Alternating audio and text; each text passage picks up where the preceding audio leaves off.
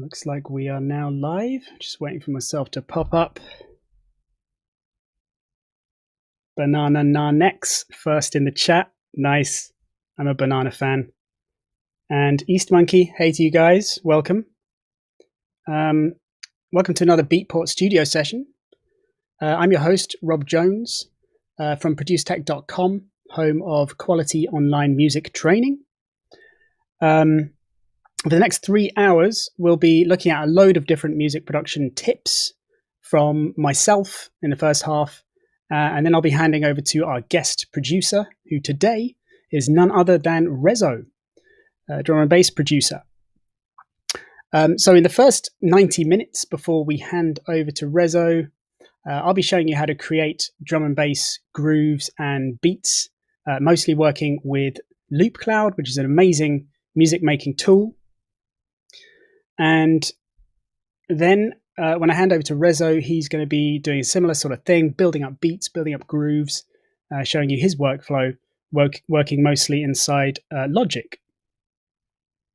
Just say hey to some more people in the chat. We got Frank Speed 420, Port of Creation, hey, Kraftwerk, indeed, Kraftwerk in the background. Beta Beats Music, hey. Who is the Who? Referring to Reso, drum and bass producer. Look him up if you don't know him. Look him up on Beatport, in fact, or Spotify, any of the other places you find music. He started off in dubstep years back and then transitioned into drum and bass. And now he makes a kind of whole range of different bass music. But yeah, fantastic producer. Handing over to him in 90 minutes. What else? So we're also doing a subscription offer on our website. So this live stream is similar to the kinds of things that we do for our members, for our subscribers on our website every week. So we have weekly live streams, a bit like this, a bit more intimate, very interactive. And they're either hosted by me or the other artists on our site. Reso is amongst the artists on our site. So yeah, this is a kind of taster of the sorts of things that we do there. And if you want to check out what we do, go to producetech.com and click become a member. I think there should be a link being posted in the chat now. And if you use the code Beatport1 when signing up, so that's Beatport all caps 1, you'll get an extra free month. So you get 6 weeks free membership on our site, which gives you access to everything, all courses, plus all the bonus content. So plus all the live streams, bonus tutorials and stuff like that. So yeah. One more look at the chat. Yahoo, Mr. Callon. Yeah. Hey, Stay Vigilant Productions. Hey, Wanny Disco. I'm going to say Wanny. Could be Joanny. Okay. So I'm going to kick off. So let's switch over to LoopCloud.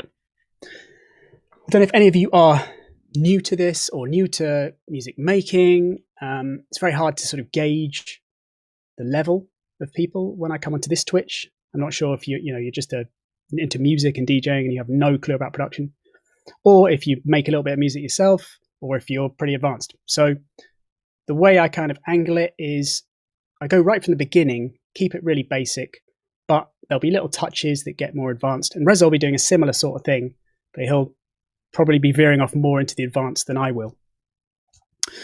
So here's LoopCloud, and you may have heard a few things about it, know that it's a kind of sample store. It's often referred to as a cloud based sample browser, something like that.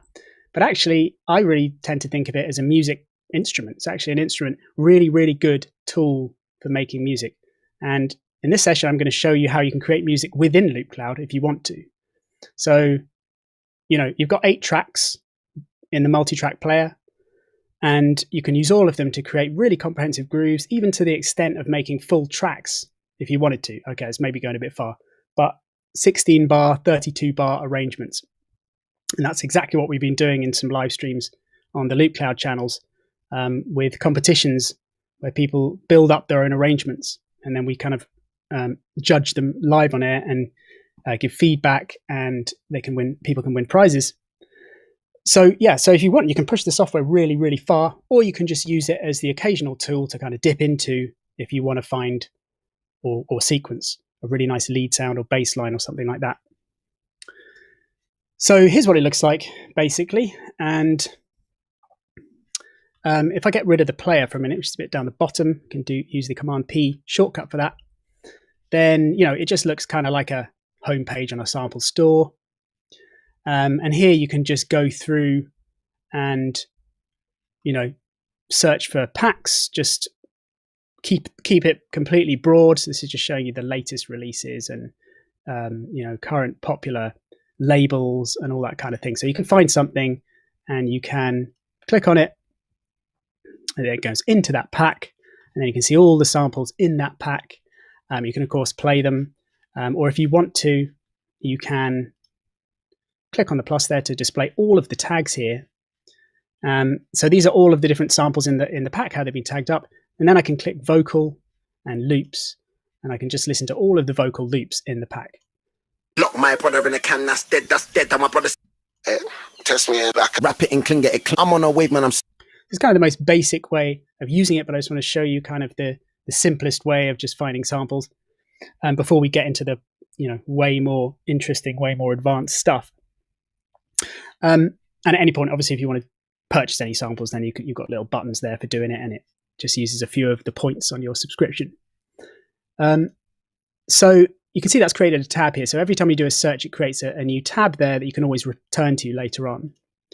So what we're going to do now is we're going to search for drum and bass samples. So if I type in drum there, you can see it then brings up all these relevant tags. So one of them is under this genre category there. Whoops, managed to click on it there, sorry. Let's go again, drum and bass. So then you click on it, and then now it selects that drum and bass genre tag as a search. And then we get all of the drum and bass samples in Loop Cloud showing up, which is obviously a ridiculous number. How many? In fact, 224,524. Quite a lot of samples. So we can now start to narrow it down by typing in drum, clicking on that tag, and then choosing loops. And now we can find just drum and bass loops. Only nearly 61,000 now. So yeah, quite a lot of samples. Loop Cloud has a huge sample library. It's obviously the Loopmasters library that's been going for 15 years or more, I don't know, a long time. And it's always been a big supporter of drum and bass in particular. So there's just tons of drum and bass packs. In fact, before I get into this, you see if I, actually I'll start a new search, click plus here, and then choose drum and bass again. If I have the product switch active right there, you see you get a list of all of the products. So you can turn this off if you don't want to look at it and just want to look at the samples in either your library or the store. Or you can display some relevant packs at the top here. Or you can display all packs by clicking show all. And then it shows you just all the drum and bass packs. So you can just see how many awesome packs there are. There's just tons, and some really, really awesome names as well. So many good drum and bass producers in here, including Reso, who's got a couple of packs, as we'll see in a minute. So yeah, just close that. So now we got I'll get rid of the products. So now we got our drum and bass loops. Where are they here? Get rid of that one as well. Drum and bass loops. You can just click on them, and I'll bring back the player now. So I'll click Command P. Now you can see the player down at the bottom. So, like I said, when you're just browsing, the player isn't that important, because you're just looking for a single sample. And you can see every time I click on one, it just switches out the sample that's in the bottom there.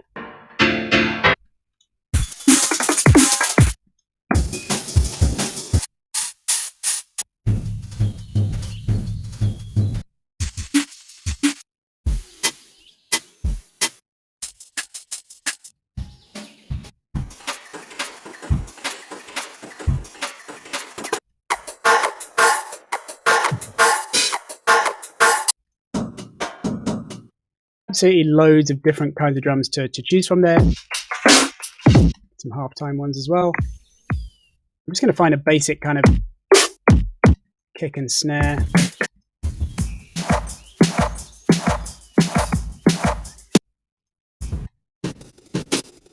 See, at the moment it's bringing up top loops as well. So what I can do is also type in full here. Then it'll just only bring up the full loops. That's one way of kind of getting rid of the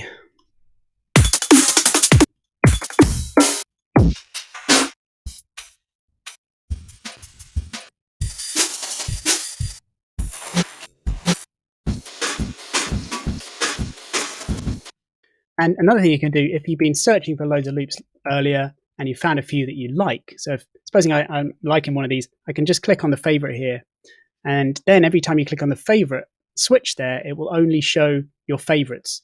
Or alternatively, if you want to see all the favorites that you've been clicking on recently, you can just click on that in the sidebar and it just brings them all up there. Then I can find one of these drum loops that I was listening to earlier that I was really into. This one's quite nice. That's kind of what I'm after. Just a really kind of simple kick and snare pattern. Not too many frills in between. It keeps it nice and clean. It allows me to add some extra layers.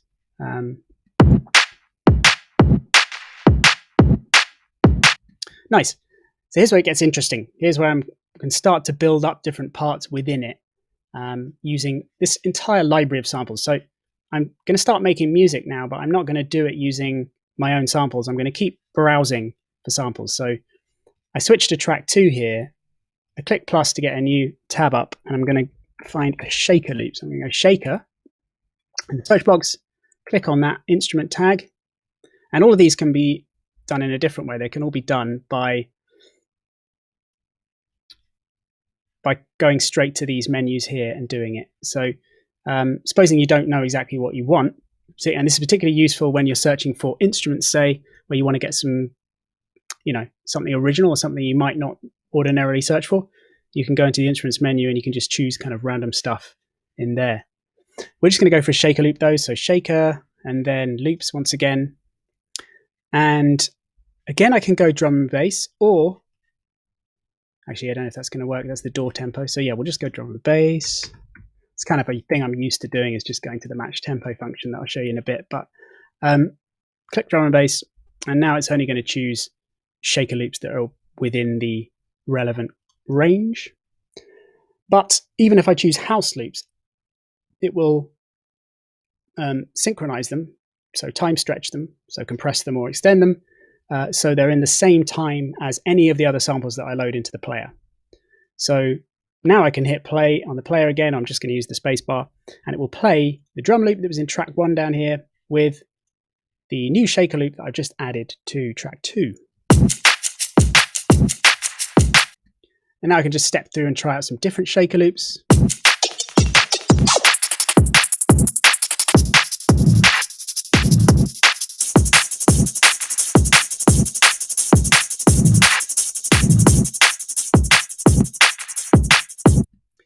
Let's just go for that one for now.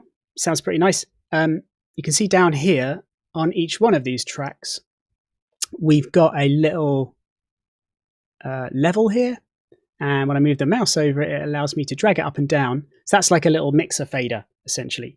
It allows you to bring the levels of each one of these tracks up and down. So I'm just going to scroll through the chat, see if I'm missing any questions. Actually, what I'll do is I'll just get to the end of this section. And then I'll kind of look back. But I'm going to kind of do this in 3 sections. So I'm going to show, first of all, just an intro essentially to the editor or the player down the bottom here, and sample browsing and how you can build up a groove.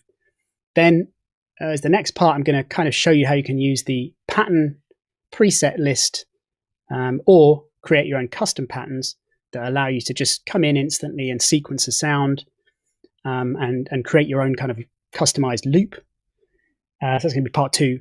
And then for the third part, I'm going to create like a beat template, essentially, because not only can you use this software to create music, but you can obviously save your presets. So you can either save patterns that you make down here for individual tracks. Like I said, that's just really great for creating your own FX loops or FX hits with loads of reverb on, say, or a lead or a bass line or something like that. Or you can save the whole lot, so all of the multi-track settings down here, all of the individual tracks, into a session file. So that could be like a beats template like we're going to create today. And then you can reload it up and have all your beats ready to go. Just switch out some samples, and then you've got your beats done, which is a real time saver, because creating beats can often take a long time, and you often do the same processes over and over again, which can be a little bit tedious. I'm sure you all know what searching for a kick drum endlessly for hours can do to your creative workflow. So we'll get to that. That'll be the third part. So you can continue with this then. Now let's look for a bass line to go with this. So I'm going to move to track 3, which is empty at the minute. I'm going to start a new search. Go and do by clicking on the plus tab, and let's look for one of Reso's packs. If you type in the name there, you can see it brings up relevant products. So we've got 2 packs he's done: Drum and Bass Intelligence 1 and 2. Really, really, really good packs. So while it's loading that in, I'm going to do a similar sort of thing, and as we did before, which is use these tag switches up the top here to narrow down the search. So instead of just looking at random samples in his pack, which I can randomize again if I do just want to look at random samples, but instead of doing that, I'm going to click on bass here and then loops, and now I can load these ones into slot 3 here, and I can play them along with my drums and my shaker.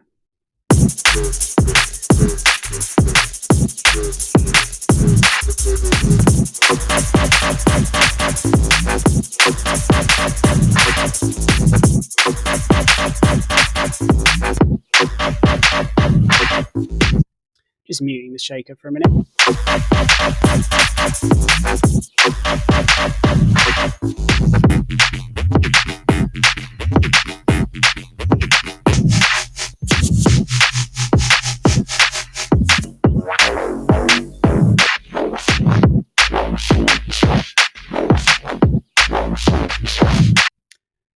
Everyone a winner. Completely awesome loops. So hopefully this is getting you excited about the opportunity of spending some time with this guy. Really, really insane production skills. Really great music. And again, I've favorited one, which is a little bit simpler from, I think, his previous pack. So I'm clicking on favorites now. And it was this one here. This one's actually in the welcome pack. So you sign up to Loop Cloud, there's a huge welcome pack with I should probably know, but a certain amount of gigs of samples, a gig maybe, 2 gig, I'm not sure. You have to check that out. But tons of free samples. Plus, you get free samples every week as well. There's a load of free samples. And in fact, they've even given away a free plugin, I think, this month, Dubstation 2, just to all subscribers. So they're incredibly generous.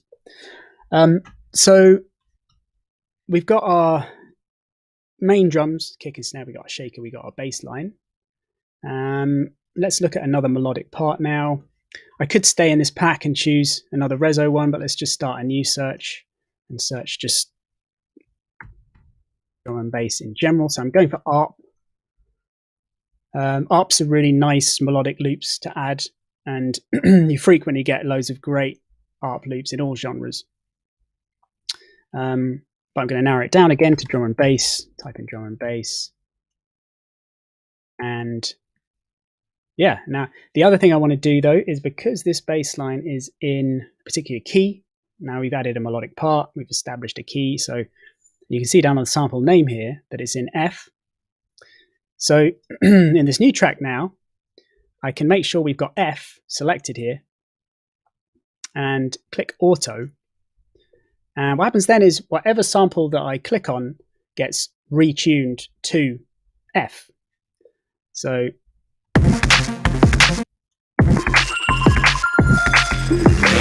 you can see this one that's in E, it's gone up a semitone automatically for me to put it in F.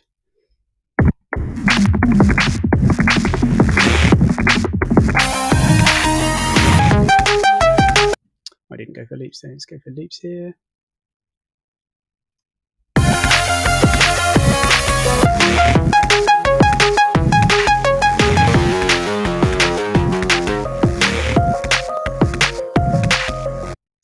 can see, like, obviously the vibe changes hugely with these. Some of them are going to be in a major key, some of them are going to be in a minor, some of them are going to be really trippy, and more like an FX loop. So, you know, you've got 1,000 different loops here to go through, and each one of them is going to create a sort of massively different feel, massively different vibe.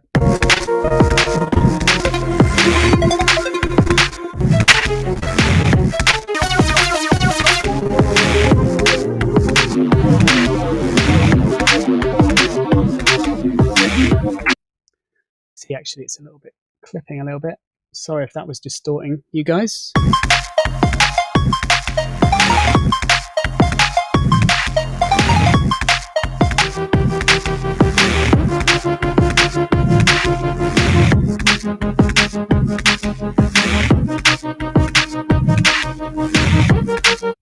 Really nice. So just tons of different inspiration in there. Really, really cool sounds. There's the one I used earlier, was this one. It's another Urban Dawn one. So another great artist that you've got in Loop Cloud, Urban Dawn, Hospital Records.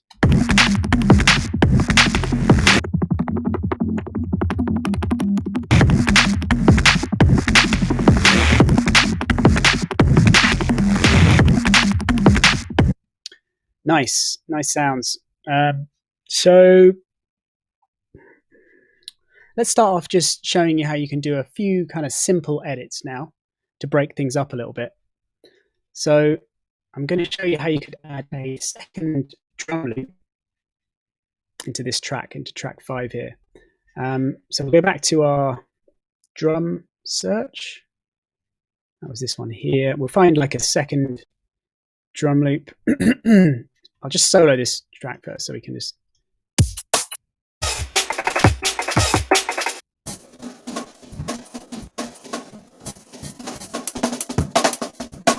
That's quite nice. There's a lot of variation going on in that one, so that one's going to work quite well. So at the moment it's 8 bars. So what I'm going to do is slice it halfway through, so it's bar 5. At the moment, I'll just show you the grid first. I've changed it to 16th notes rather than the default setting of auto. When it's on auto, you can see how the grid changes when you zoom in. So that's like a door, basically, which means that it's easier to create edits that are appropriate to how zoomed in you are.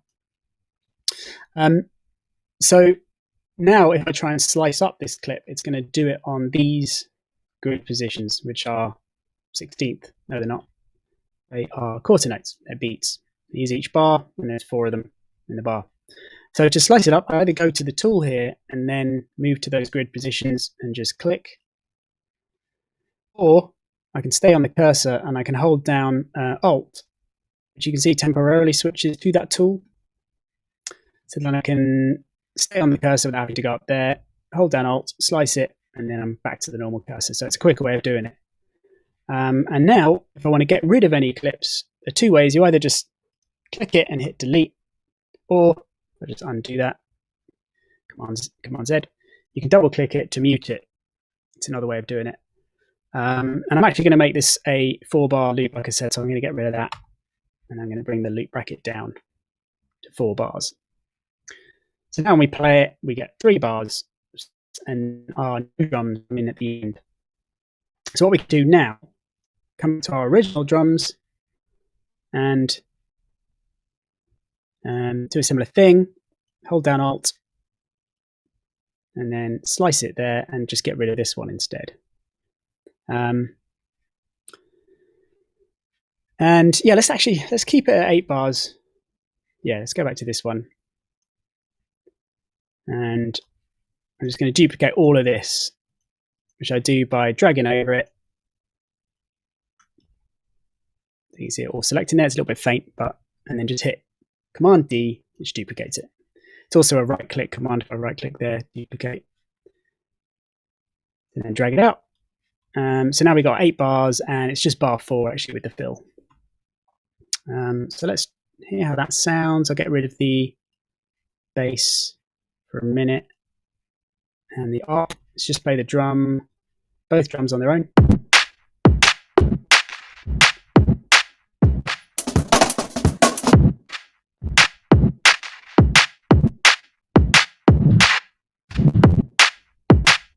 And we could do something a little bit fancier there.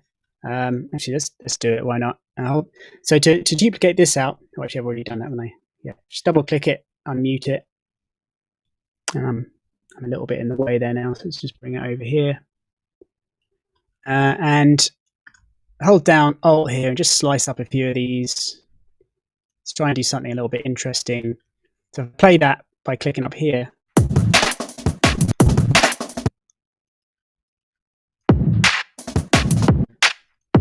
Could just have a little fill there.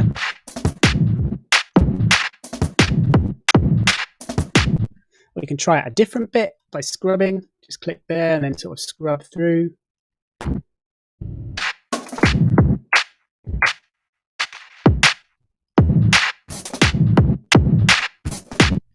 So yeah, that could be interesting. Yeah, it's kind of nice. Yeah, so obviously we could just keep playing with that. We could do a few more slices. You can reverse bits, which is nice to do. Maybe we'll do that in a bit. Or duplicate a few of them, create a bit more of a rapid fill. But that's just sort of showing you some basic edits there, the sorts of things we can do. Let's bring the shaker back in.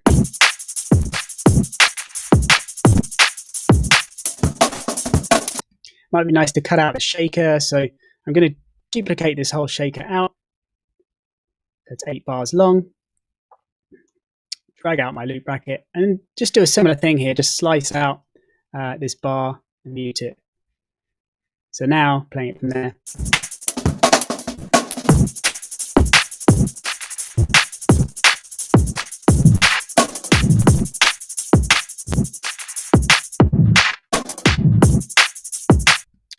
Cool. So again, actually, we could do a similar thing with the bass. But let's maybe find a different part to go with this now. Let's add sort of a stab or something over that bit, because so far we've only really worked with loops, but of course you can do one shots as well. So let's click plus up here and go for a one shot, try a vocal and bass one shot. And yeah, let's just see what we've got. Solo this track. Hey.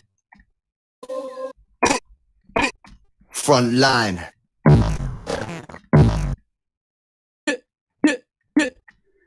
Some interesting sounds.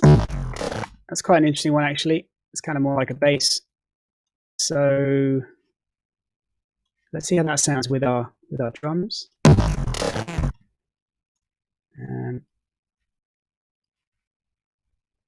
Let's try it. So unsolo it.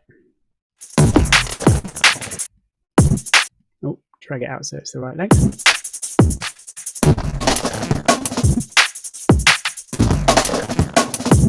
That's nice. So we can have that instead of our bass. So we can just come back to the bass track now and duplicate out the bass. And it's just the same thing we did to our shaker. Drag it out so it's now 8 bars long. Slice it and then just mute it on that section. So it's this one.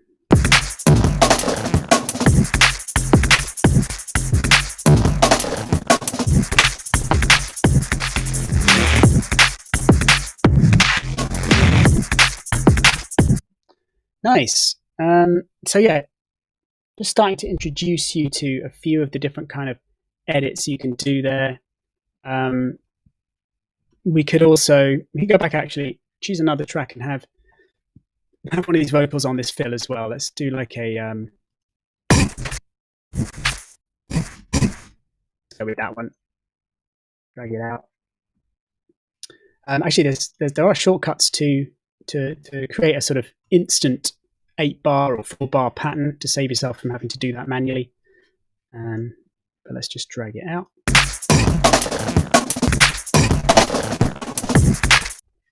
Nice. And now we could add some effects to this. So to do that, we go up here, effects edit, and then click plus, and then go up to the reverb here. And you can see they've all got some nice presets. So we could choose one of the longer ones. Let's try Bright Hall. quite nice. It's a bit loud now, so just bring down the level.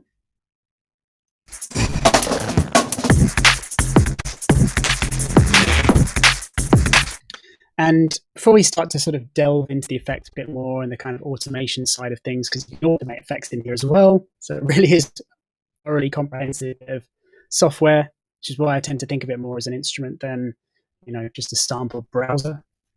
Before we get into that, I'll just click FX Edit to come out of the FX mode. Let's look at how we can now transfer these sounds over to the DAW. So if I didn't own any of these samples, what would now happen? Well, actually, before we do that, let's just say, I've built up quite a comprehensive groove here.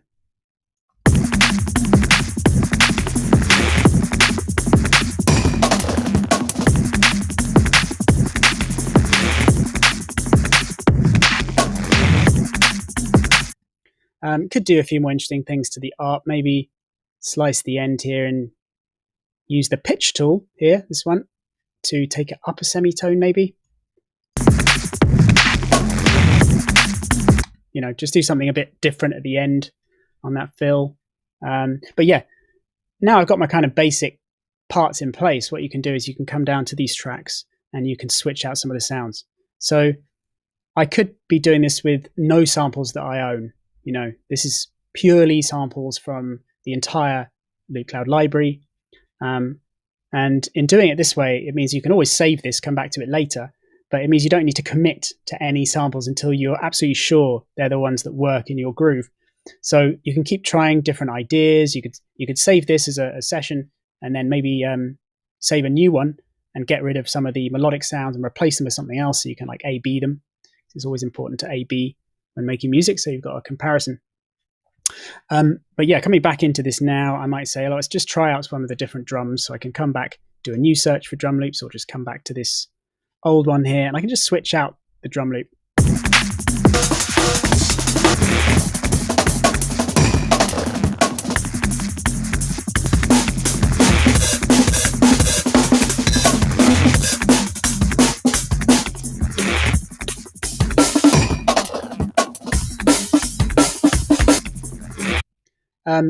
Some of them are only, sometimes if you get a blank thing, by the way, like this, is because the sample is a different length and you're trying to access a different part of it or something like that.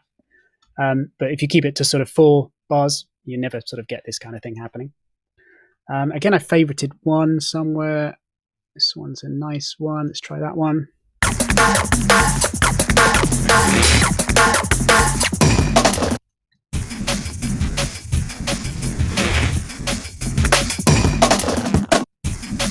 Yeah, I think I prefer that. If at any point you want to go back to a sample, then of course I can just hit undo and it returns to your previous ones. Or come up here and you've got a history, which allows you to see all of the samples you've searched for previously. So you never lose one, basically. You can always go back to it and find the one that you were using before. One of these, ones that I was just looking at.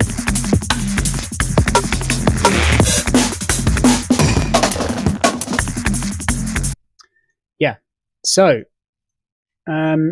let's say now you're kind of happy with this. Actually, I'm just going to copy this over to here.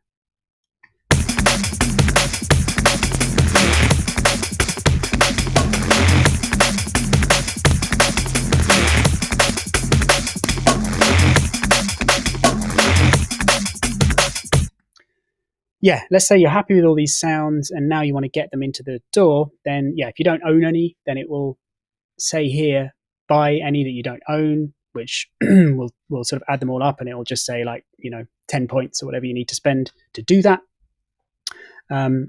So you then click that, and then it would change to a download all button, and then you click that, and it downloads the samples, which is just done. And now you have the option of dragging out 2 different things. You can either drag out the processed version, which, just checking where I'm going. If I do the process one, I'll show you what happens then. What happens then is you drag out a single loop, and it is all of these sounds together.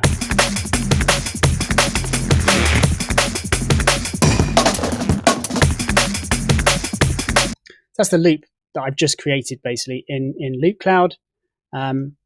So another cool thing about it, obviously, is that you could just use it to create a loop like this, sort of on the fly, drag it out, and then you've got your loop done. Maybe you're just using it to create music as a backing track for something, and all you need is a single loop, and you don't need to get too sort of technical into the mix or anything. Then that's the way you do that. I'm just going to delete that though, and instead what I'm going to do is hold down the Alt key and drag on processed, and now you see you get 7 there. And that's because it drags out all of the tracks as individual samples. So if I go, that's going to take forever. I just wait for to drag back to the beginning. Actually, can I drag it at the top? Probably could. Yeah, so get back to the beginning here and hold down the Command key. You can see then it drags it onto individual tracks. And there we have it, all of them laid out like so. Actually done it half time, which is interesting. So I'd have to go through and change the timing. It's strange that it's done that actually. That's an Ableton thing, by the way. That's Ableton sort of deciding that they're half time. The way you'd fix that in live, if you're new to it, you just have to double click and then click on the switches down here to times it by 2, just times the length by 2. And then you'd go up to the tempo up here and set it back to, was it 175 or something?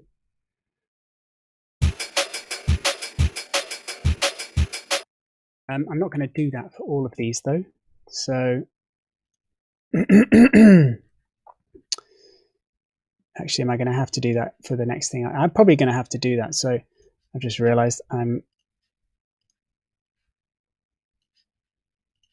going to use it next. I'm going to show you how you create a lead whilst working with parts you've already got in the DAW. So yeah, I'm just going to drag that out and ×2 on all of them. Sorry about the slightly boring editing. Done. Cool. Now adjust the level. It's probably going to be really loud otherwise. So I'm just going to select all these tracks here. Bring down the level. And yeah, and then we've got them all on their own individual tracks now.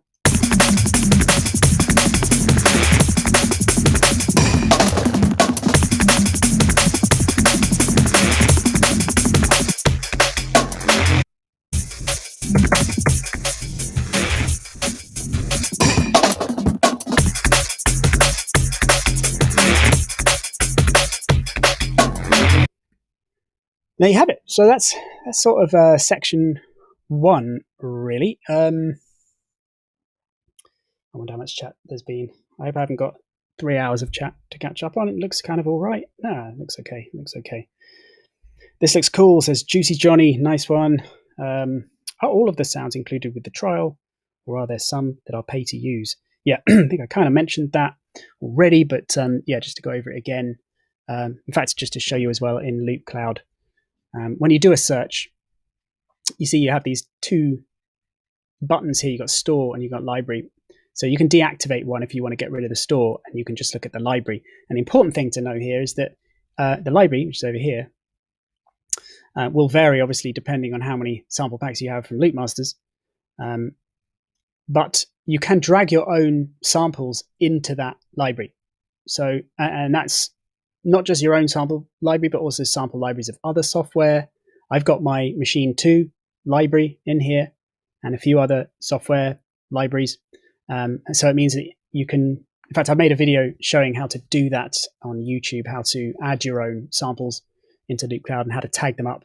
It's really quick and easy. You've got the tag manager here on this side, tag manager, and you just sort of select a folder, a whole folder of samples, and you can create your own tag, it's machine or whatever relevant tag. And it means that then you can either search, within your entire library that includes absolutely anything, or you can narrow it down to a particular instrument or just whatever folder that you've got of your own samples. So not only does the tagging system within Loop Cloud allow you to search for all samples in their own libraries, but also your own sample libraries.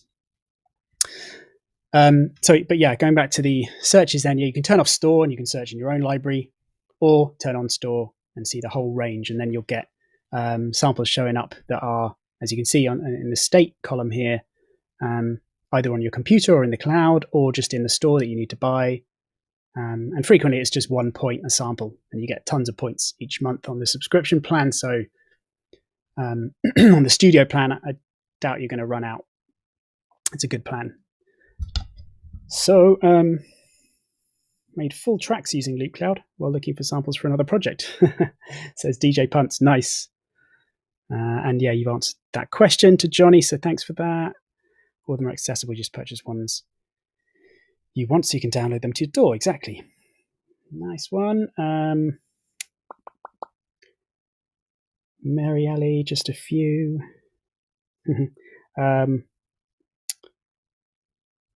Ranking Sapa, enjoying the jungle vibes. Ragga Jungle, loving the interface. Thanks, guys. Glad you're liking it. Carrots Are Life says, hey. Data Vismo says, that's dope. Nice one. Cool. Great features to be super inspired. Thanks for all the positive comments, guys. It's nice. Is there a way to also access this through mobile or tablet? They have a mobile site. I think it's called Loop Cloud Sounds. And I think that's designed as more of the sort of browsing thing. And that is going to be accessible via any browser. So you could access that on a mobile or tablet. But the app itself is, it's just a regular app that you have to use on a computer. So it's also, as you've probably seen, pretty powerful. So, and it's also something that generally, at the moment, I pretty much exclusively do it side by side with the DAW. So I'm always using it with my DAW. Only occasionally do I use it just completely in standalone mode to play around with stuff. Normally I have both open and it's sort of jumping back and forth. This is acid music DAW, basically. Yeah, heard a few people say that before. If you don't have Acid Music Pro, okay, use this. I suppose many times what this is, and does way more easy work.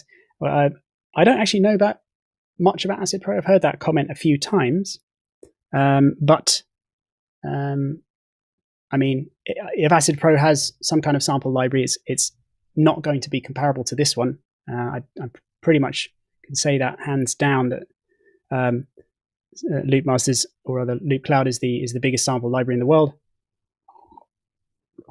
Pretty sure. Whatever the sort of million it is, 4 million or some crazy amount of samples. So that's what you get with this software. It's not just the awesome features and the fact that they lock into whatever DAW you're using, and you can do tempo lock searching and sequencing. It's that you have this absolutely vast sample library that you can sort of, like I've said, use alongside your own sample library, so you can put the two things together. Which version is this, please? I mean, Ableton says Amelia's DJ. It's Ableton 11. Just came out. Doesn't look a whole lot different from 10, I know, but there's a few kind of slightly different looking features. You might notice the clip editor looking a little bit different down here. It's actually one of the biggest kind of changes. I've just done a beginner's guide to Ableton that was made in 10, but I did a few little Ableton 11 updates, and the main ones are really focusing on the clip editor, because you might get a little bit lost if you're totally new to it and you come in to this clip editor having got used to the 10 one. But really, they just like put all the timing controls over on the end here, which you can now minimize. So if you want to kind of simplify it, that's kind of a nice thing to do. And then you can do all your editing of time using the brackets and the play and stop within the actual window, and even turn loop on and off using the Command L shortcut. So you never really need to go in here, honestly. So that's kind of a nice feature. And then you've also got just a sort of cleaning up and simplifying of this waveform editor section, with all the controls now nicely aligned, a little bit bigger. Reverse, a little bit easier to access, a little bit less buried. Gain now controlled by a box instead of a slider, which has this nice handy triangle you can click on to reset it. Little things like that, really. And also the envelopes are now on their own little tab there. And if you're into MPE, I just did a live stream on MPE actually to kind of introduce people to it, what it's about. There's another tab when you're editing MPE. So you can really get involved with the clip editor now, and you can edit the MPE data for parts, which is if you don't know, it's a MIDI protocol. It's polyphonic, which means you can get really, really into your MIDI editing to allow each note to be sequenced in its own unique ways, where it modulates in multiple directions. And like I say, these are normally added by Rolly Seaboard keyboards that you squidge into and wibble your fingers around and slide them up and down, and that creates all this complex expression. But you can also do it just using the editor as well, which is kind of fun.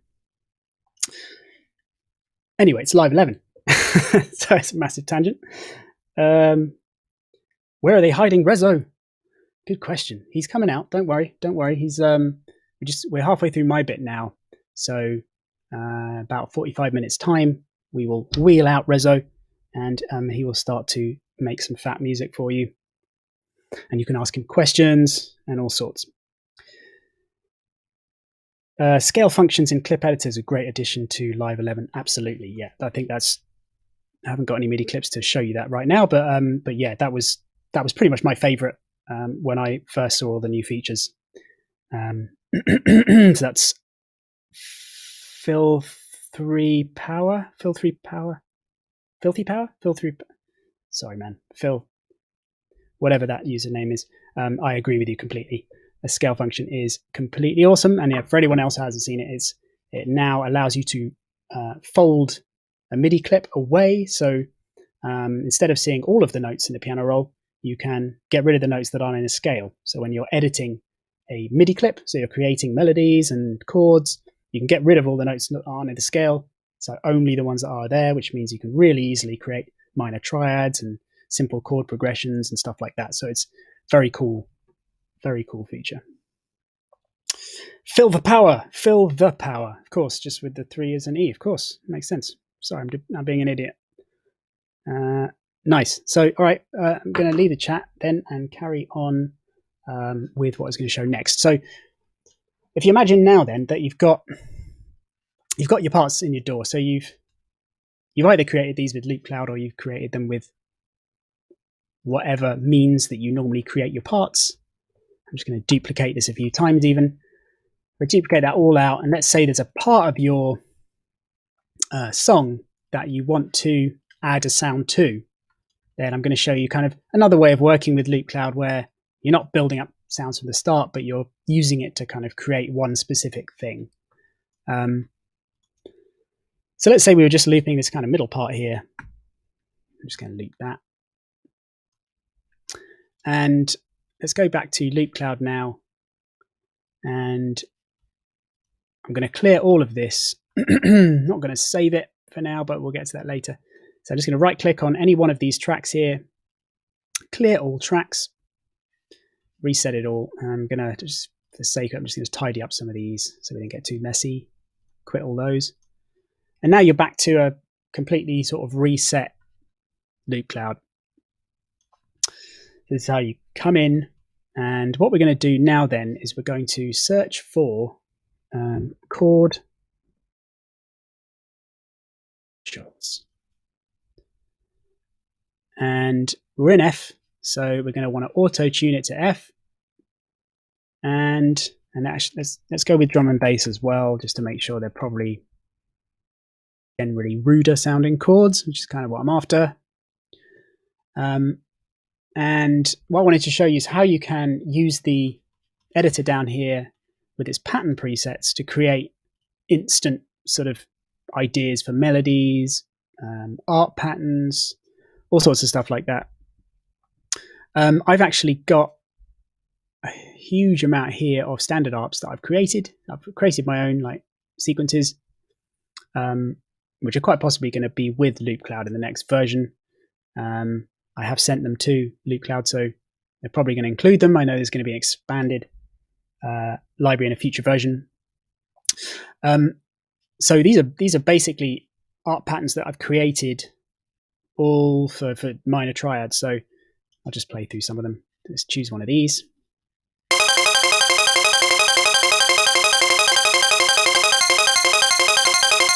That's not the nicest chord sound.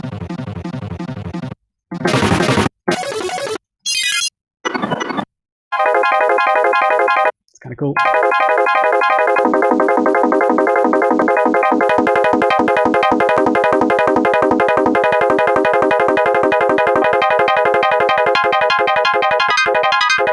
Okay, so they're a bit bonkers, but they're nice kind of starting points. And also, you can come in and you can just get rid of a few. Let's just play them. Oh, first of all, I have to do, if I want to lock Loop Cloud to my DAW, I have to come in to my plugins here and just add Loop Cloud to a MIDI track, which adds the plugin. So Loop Cloud is a standalone app, but it locks to the DAW via a plugin.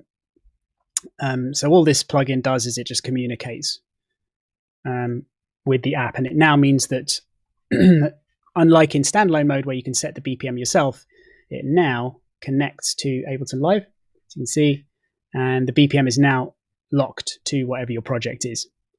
But that means that when I play the project,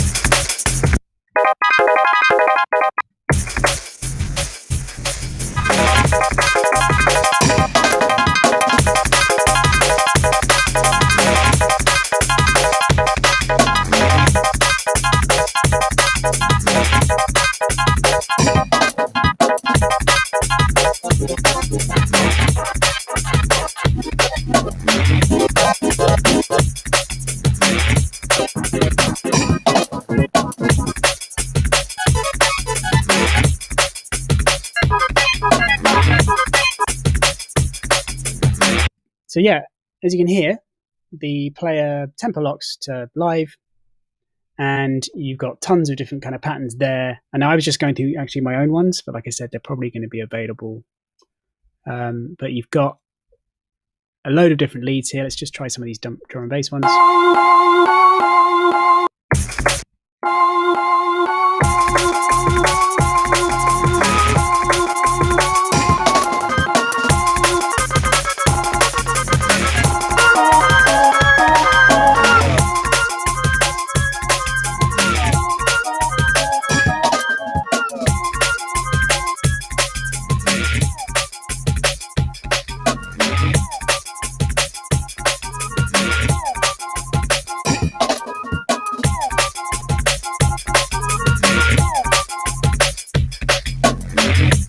Okay, it's kind of a bonkers one. Sorry for the jerking the screen back and forth, but I have to stop live.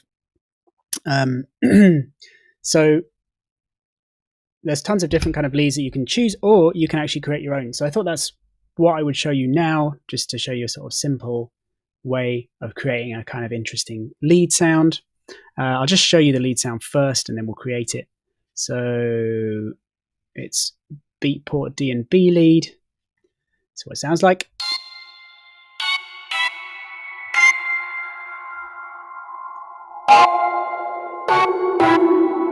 Just going to open up the effects there, as you can see, and just bring down the resonance. Obviously, depending on the sample you load into it, some of your settings in particular, filter, resonance, and drive settings might be a little bit full on.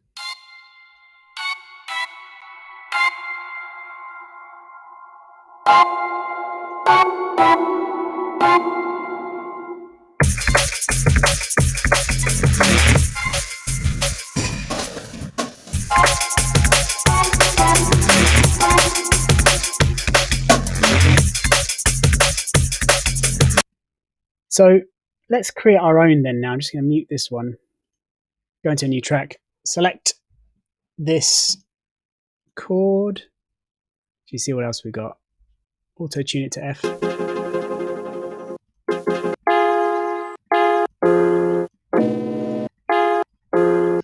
if I favorited a useful one. I think I did. Is it that one? Yeah, it's a Morton one. So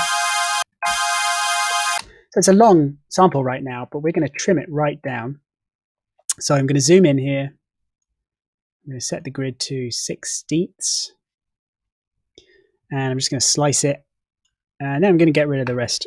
So we just got the very beginning.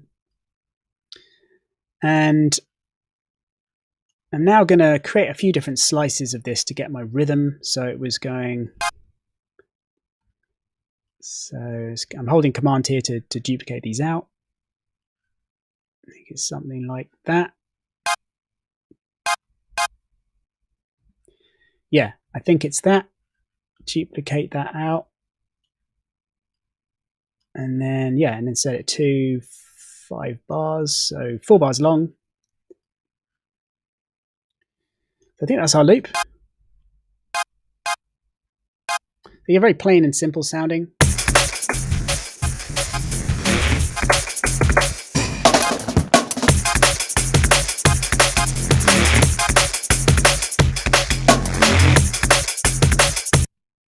Nice. I'm going to get rid of this one though, actually. Yeah, so we just have that first one. And now I'm going to change the pitch because we had an interesting sort of chromatic bit going on in the middle here. So I'm going to go to the pitch tool here, zoom in, and you can see now when I'm in the pitch tool, you can change the pitch of slices, drag up and down to create a different tuning for that particular slice. And this is how all those art patterns were created, by the way, just coming in and duplicating slices in a particular rhythm, and then coming in and changing the pitch up or down to the different notes in the minor triad. So there's your kind of classic sort of drum and bass sound. And now we're going to come out of that, go back to the normal tool, FX Edit. I'm going to use a really long reverb on this. I'm not in the way, no. Go back to reverb here, go with long cave.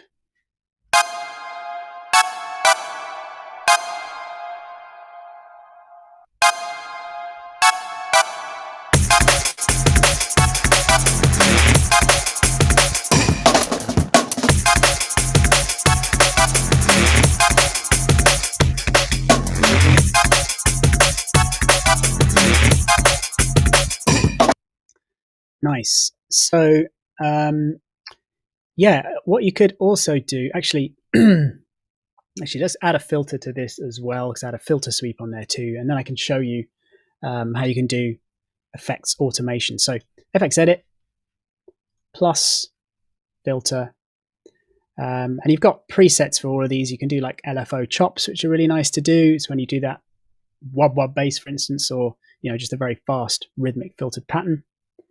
Actually, I'll just show you that so you can hear. Kind of a nice effect. But what we want in this case is just a very slow kind of filter sweep, and it wants to be a bandpass or high pass. Let's go with bandpass. You can always change it later. And now we just want to modulate this down throughout the entire phrase. I think actually we'll do it as 8 bars. So I'm going to click and drag over these so they're all selected. Duplicate it. So now we got our 8-bar loop. Drag it out. There we go. Again, I'm going to go back to the old auto so I can see where the bars end a bit more easily. And click on FX Edit. Just drag out my clip here. So the way it works with automation is that you can slice up this clip here. It's actually sort of like an automation envelope clip. So it can be completely separate from what's going on underneath it with the normal slices with the audio. So I could chop this up and do whatever I like to the effect. So what I could do, for instance, is what we're on here. We're on the reverb. So on the reverb, I could slice it like that, get rid of these clips, and then so you can hear only the reverb. The reverb is only happening on that particular portion, and because I've deleted it from either side, the effect, isn't added to the rest of it. So I'm just going to undo that because we want reverb throughout the whole thing. And I'll go over to the filter this time, drag out that one so it's 8 bars. And cutoff is already selected here. So now I can just create a sort of sweep, basic sweep here by just dragging this curve.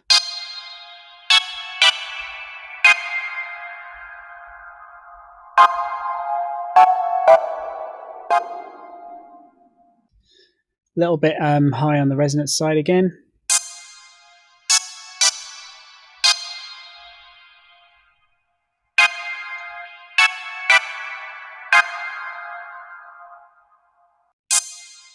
Yeah, I think that sounds kind of nice. Let's just check it out with the...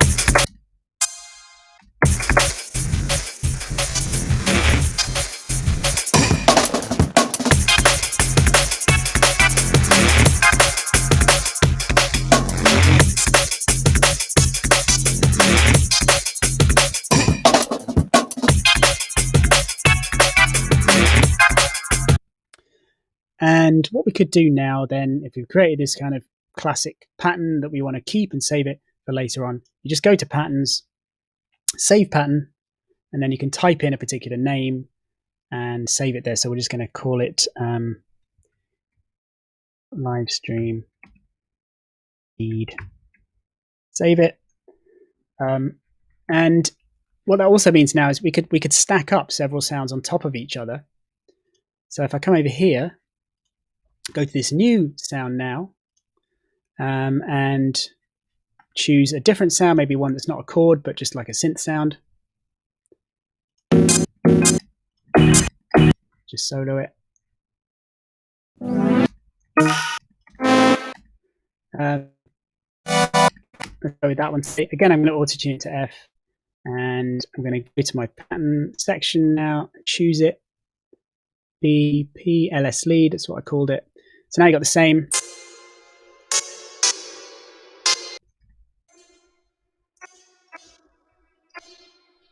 If I unsolo it, now we got these two sounds layered together.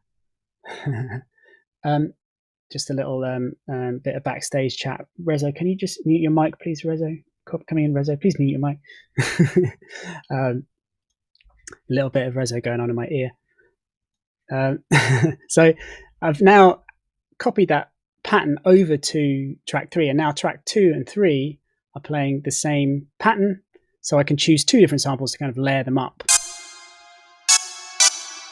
can even try a different search here. Maybe instead of chords, I'll just go for synth, see what kind of comes up there. That always brings up a kind of huge amount of, see, we get 135,000 samples for that, and the variety there is just massive. So you're going to end up with all sorts of random sounds if you just search for synth on its own. In fact, if you go into the instruments menu, you can see synth encapsulates 303, ARP, chord, lead, pad, plug, pluck, stab, string pad, and vocoder. So a huge amount of different kind of sounds in there. So this one, just turn it down.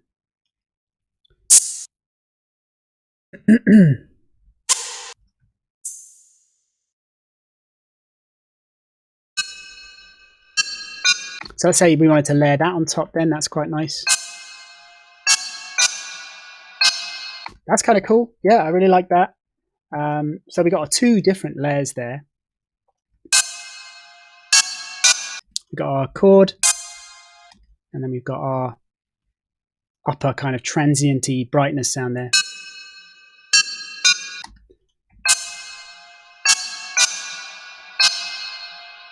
And they're both having this processing added to them. They've both got the reverb on there and the filtering. If you want to have the filtering before the reverb, by the way, you can just sort of drag it before. I'm going to keep on after for now. And yeah, and now we could either drag these out as separate layers like we did before, or just preparing a new audio track down the bottom here, or we could drag them out as one single loop. So you have to buy the files in this instance. I don't own either of those samples, so I'm going to buy those just for a couple of points. So really not much at all. And now when I hold down, no, I'm not going to hold down Alt. I'm not going to drag them out as individual loops. I'm going to just drag processed the default one, which basically bounces them both together as a single loop, which I can kind of mix using the levels here, and then set the overall output level using the main encoder, and then drag out processed into live. And there we have our layered lead sequenced with these different sounds. Quite loud though. Touch.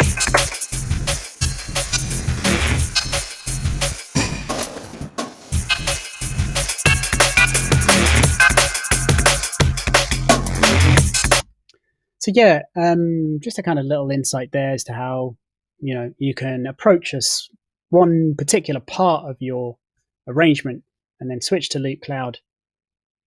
Use it to sequence one shots, which will tempo lock to live, and use it in a kind of sound design way by using the same pattern to sequence multiple one shots, which of course you could use all 8 tracks, and kind of bring different sounds in and out, get a balance that you really like. Obviously, I wouldn't suggest stacking up 8 different tracks. There's probably too many, but as I've heard Reso mention and other sort of sound design experts on our site, the golden rule of 3 with sound design seems to be often the way, where that third layer is the one that adds the magic, as long as they're all adding different parts of the spectrum, different unique qualities that aren't overlapping with each other. Then it could be a really great sound design tool, basically. So let's see if there are any more questions. Hey, Mr. Booze says, I do like Loop Cloud. Always forget to get the free samples. Well, they're still there. I don't think they disappear, but great that they give you freebies each day. Yeah, it is pretty awesome. Nice. That pattern mode I never used. Already learnt a thing. Nice one. And please do more like this. It's very important how to make music. Thanks for that, guys, says Amelia's DJ. Nice one. Yeah, I mean, we're going to be doing these. This particular session, which is hosted by myself, producertech.com, myself and a guest artist each time, is going to be the first Tuesday of the month at the moment. We might increase that depending on how popular it is, depending on how much you guys like it, what the response is. But yeah, at the moment, first Tuesday of the month. Reso Earworm. Yeah, no, he's gone now. And not for long, though. He's going to be joining us in about 20 minutes. So I'm just going to do one kind of final portion, which is going to be showing how you can use Loop Cloud to kind of build up a beat template, which we're then going to use to create our own original beats. So in a similar way to before, but instead of using mostly loops, I'm going to use one-shot drums, and we'll build up a groove that way. So again, I'm just going to come over to Loop Cloud. I'm going to right-click, clear all tracks. So we're going to basically start again. Just going to have some hydration.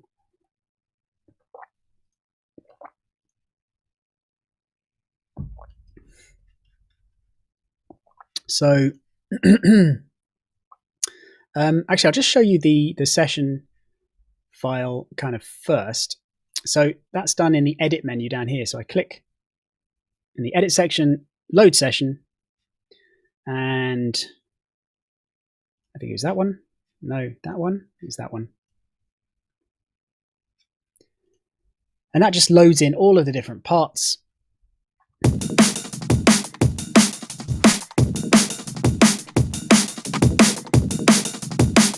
So you can, instantly load up your groove and then come into one of the tracks. So this track here is the kick. And then I can search for kick, drum and bass, one shots. And then, click on a different kick here to switch out my kick.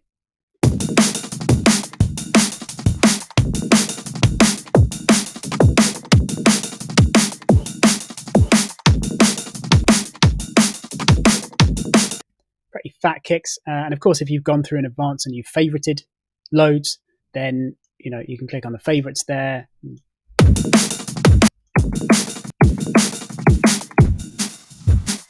You can find, your favorite ones to kind of switch out. The longer you spend doing this, obviously, the more samples you'll have to choose from there. Get rid of that favorite tag.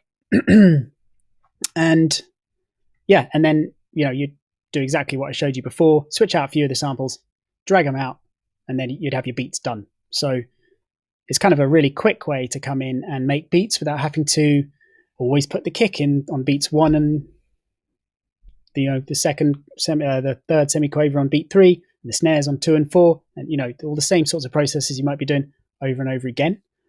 You've just got a few of them already done, so it kind of saves you quite a large amount of time there. So I'm going to clear all tracks and we'll just do it from scratch.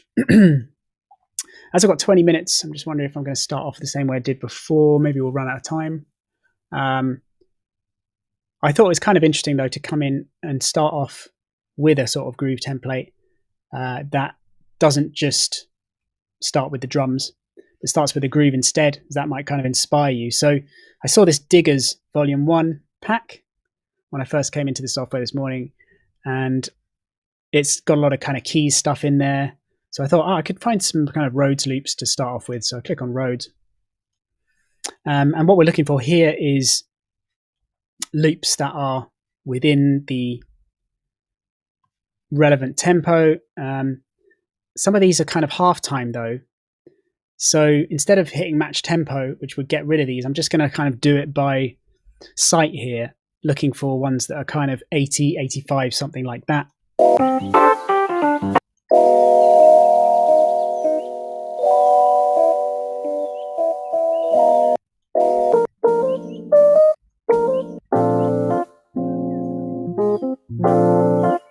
Sixty's a bit slow actually. So.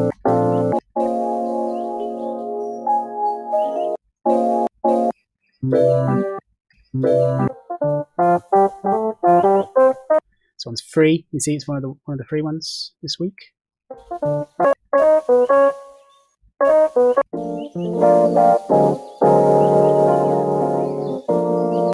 So I'm looking for something that's actually a little bit moodier. I'm going to come back to that in a minute. Let's just move straight onto the kick. So I'm going to click plus, search for the kicks. Oh, actually, I've already done that, haven't I? Yep, kick right here, drum and bass, kick, one shots. So just choose anything for now. What I should say actually at this point is that if you're finding when you do searches for one shots, drums that is, and you don't get that many results, then one thing you might like to look at is these different expansion packs. Obviously, you could look at full sample packs, which contain samples across the board.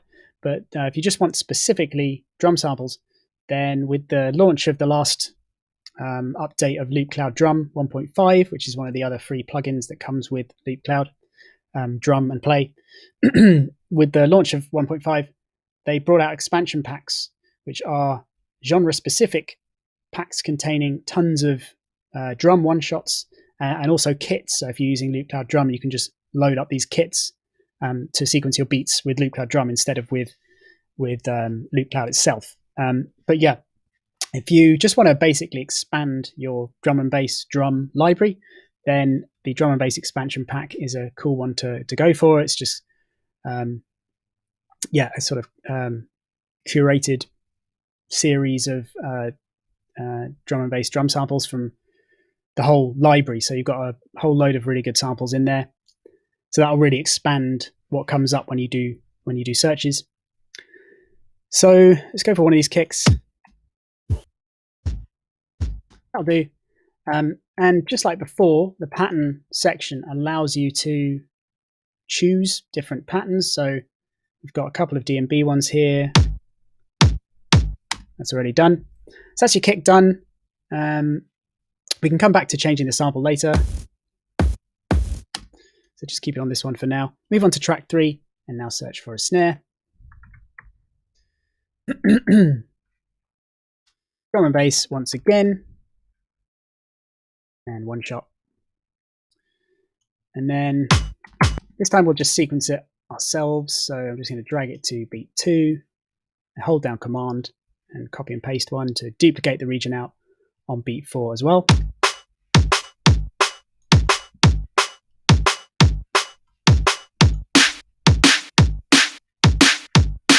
That's quite a nice snare. Let's go with that one.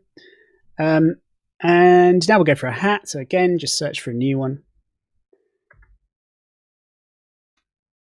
Just go regular hi-hat, but we could narrow it down to just closed hi-hat if we wanted to. Drum and bass once again, and one shots. And just click on any of these for now. You can see these are all ones from the expansion. And I'm going to sequence this now by going to Patterns And you've got tons of different hat and shaker patterns in here, which are quite cool. Or you've just got regular bars and beats. So I can go for 8th notes.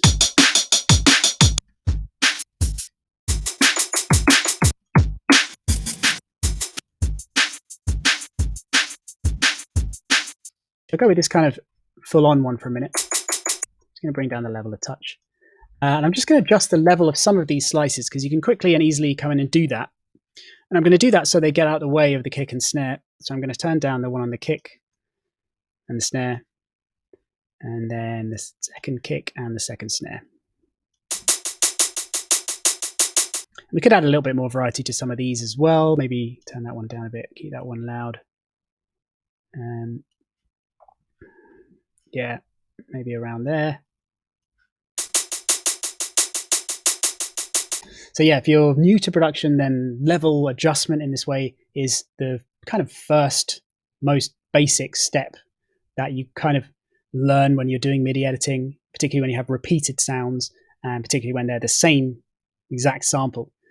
It's very rare in music that you want to have the same kind of sample sound occurring, especially in a kind of machine gun fashion like this. You normally want to add some sort of variety.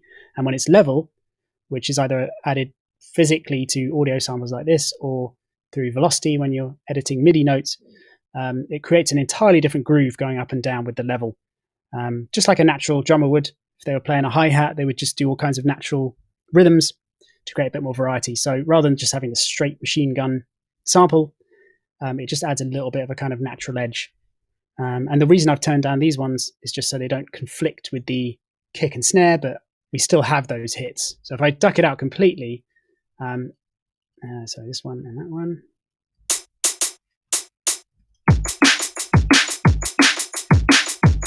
Still sounds okay, but we want to kind of keep that rhythm going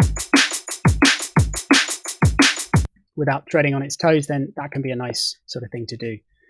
So that's our hat. At this point, you might want to come in and add a top loop of some kind. Top loops can be kind of useful. Top loop, and then I'm just going to match the tempo actually, because I think we are. Yeah, because it's now going to match the tempo of the DAW, which is 175. And what we're looking for here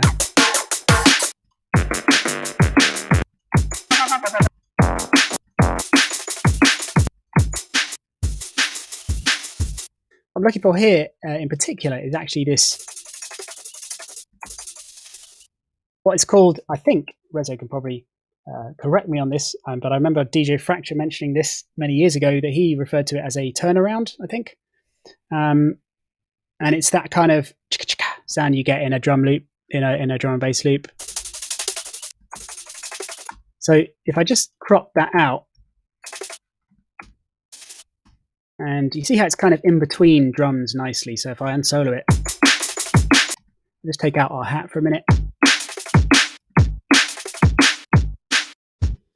And we could then just duplicate that so it's in the same place here. So what does it beat to there?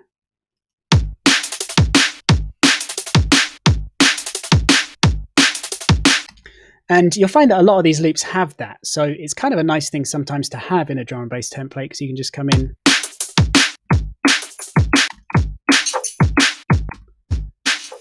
Or they might have a really kind of interesting sound like that occurring at that point instead, which is also a nice thing to have.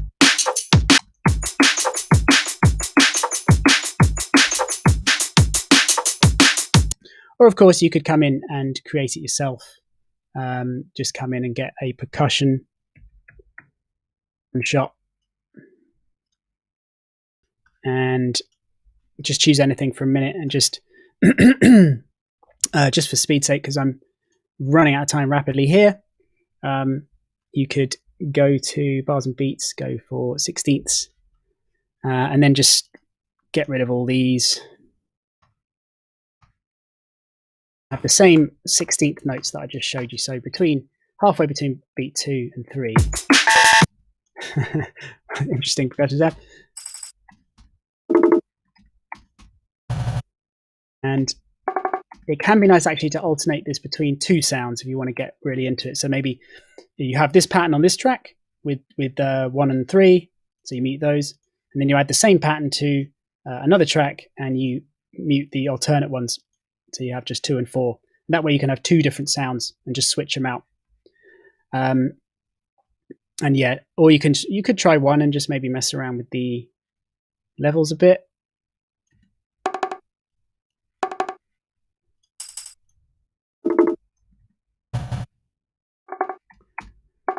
You might get some variety. It might be nicer to go for a loop though, to be honest, and just sort of choose a couple of the hits in the loop, like maybe the main snare, and alternate those between 2 of the different snares to give yourself some variety and mess around with the levels again. So you can get in and chop up loops and do the same kind of thing, which I'm not going to show you now because we're running out of time. But one thing I was going to show you, you can actually add a bit of shuffle here if you wanted to drag these slightly off beat. The way you do that, just if I hold down Shift, I can now edit things freely, which means trim them, drag them around, stuff like that. So I could have these two a little bit later. But when I was doing this earlier, I thought, actually, is 16th note shuffle a thing in drum and bass? And again, this might be something Reso can answer, because having never really produced a drum and bass track myself, I don't know whether 16th note shuffle is a thing. Obviously, if you think of classic examples like Shimon and Andy C, Body Rock being a classic swung drum and bass track, it's 8th. That is 8th note swing, 8th note shuffle, because it's on the 8th notes. It's not rapid enough to be like that kind of swing. So I don't know if 16th note shuffle is a thing in drum and bass. So when I was doing this, I thought maybe that's just a pointless thing to show. I think maybe the BPM of drum and bass makes it too fast to for there to be any point in 16th note swing. But that's something maybe Reso can answer later if he ever applies that kind of rapid shuffle to drums or any other sounds. So anyway, there's a few different ways of sort of creating that turnaround. And again, you could kind of layer these sounds up if you wanted to, layer up your own kind of sound, or like I said, 2 different tracks doing it, and also some loops in there as well. And I think I'm probably going to have to leave that there now. I was going to come back to this sort of groove,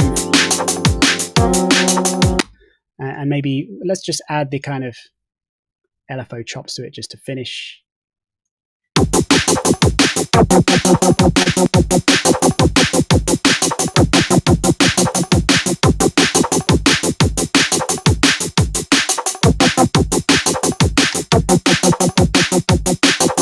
Another thing we could do, of course, is layer up our snare, create maybe a clap, slightly shifted timing, maybe with some reverb to create a sort of upper layer. So these are all things you can do when you create these beats templates. And then when you're happy with it and you're done, you just come to the edit menu, you go save session, save it as, I'm saving it in this instance as Beatport D&B beats session. And then, yeah, you can just load up Loop Cloud, load this up with all of your kind of drums laid out, come in, switch out the samples like I showed before, buy any that you don't own, and then just download only the ones that you're using, only the ones that you want, and then drag them straight into the DAW like I showed you earlier on. So, yeah, so that's kind of the 3 things that I wanted to show you really with Loop Cloud, how you can just come in and use it in a simple way to sort of create ideas with working with loops and just maybe some basic edits. And then the second example, how you get a little bit more advanced by actually sequencing things, or just use the pattern presets to do it for you and create layered melodies, leads, bass lines, stuff like that. And now this one, which is how you create a kind of beats template using the session files that you can then load up and switch out samples to instantly create fat beats. So yeah, that's kind of all from me. Let me just check the chat before we bring Reso in. Can't scroll back too far. I thought a turnaround is something you do at the end of a bar. Yeah, there's another expression for turnaround, which is kind of the melodic idea of a turnaround, or motif kind of based one. Yeah, I've heard that too, but maybe it was just one of those expressions that he kind of used in his head to define it, and it's not the official one. I don't know. Again, maybe Reso can tell us if that has an actual term that people refer to it as.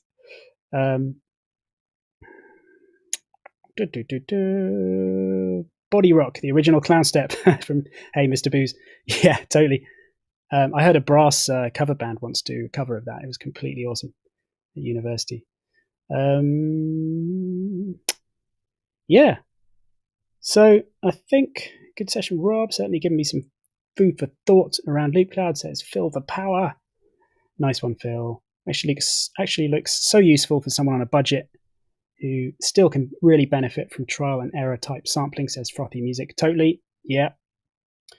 Okay, nice one, guys. So that's kind of it. This is super interesting. Thank you.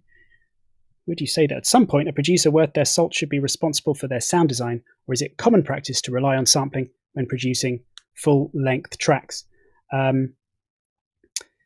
Yeah, so again, that's something definitely Reso can talk about. He is someone that does a lot of sound design. He's on that other side of the spectrum. And in fact, he's going to be using Splice a little bit to sort of incorporate a few samples, I think, with what he does. But yeah, he's definitely one of those producers that creates a lot of sounds himself, as a lot of people are on the Produce Tech website. We've got Seppa as well on our site, who may do one of these sessions later this year. He's an insane sound designer as well.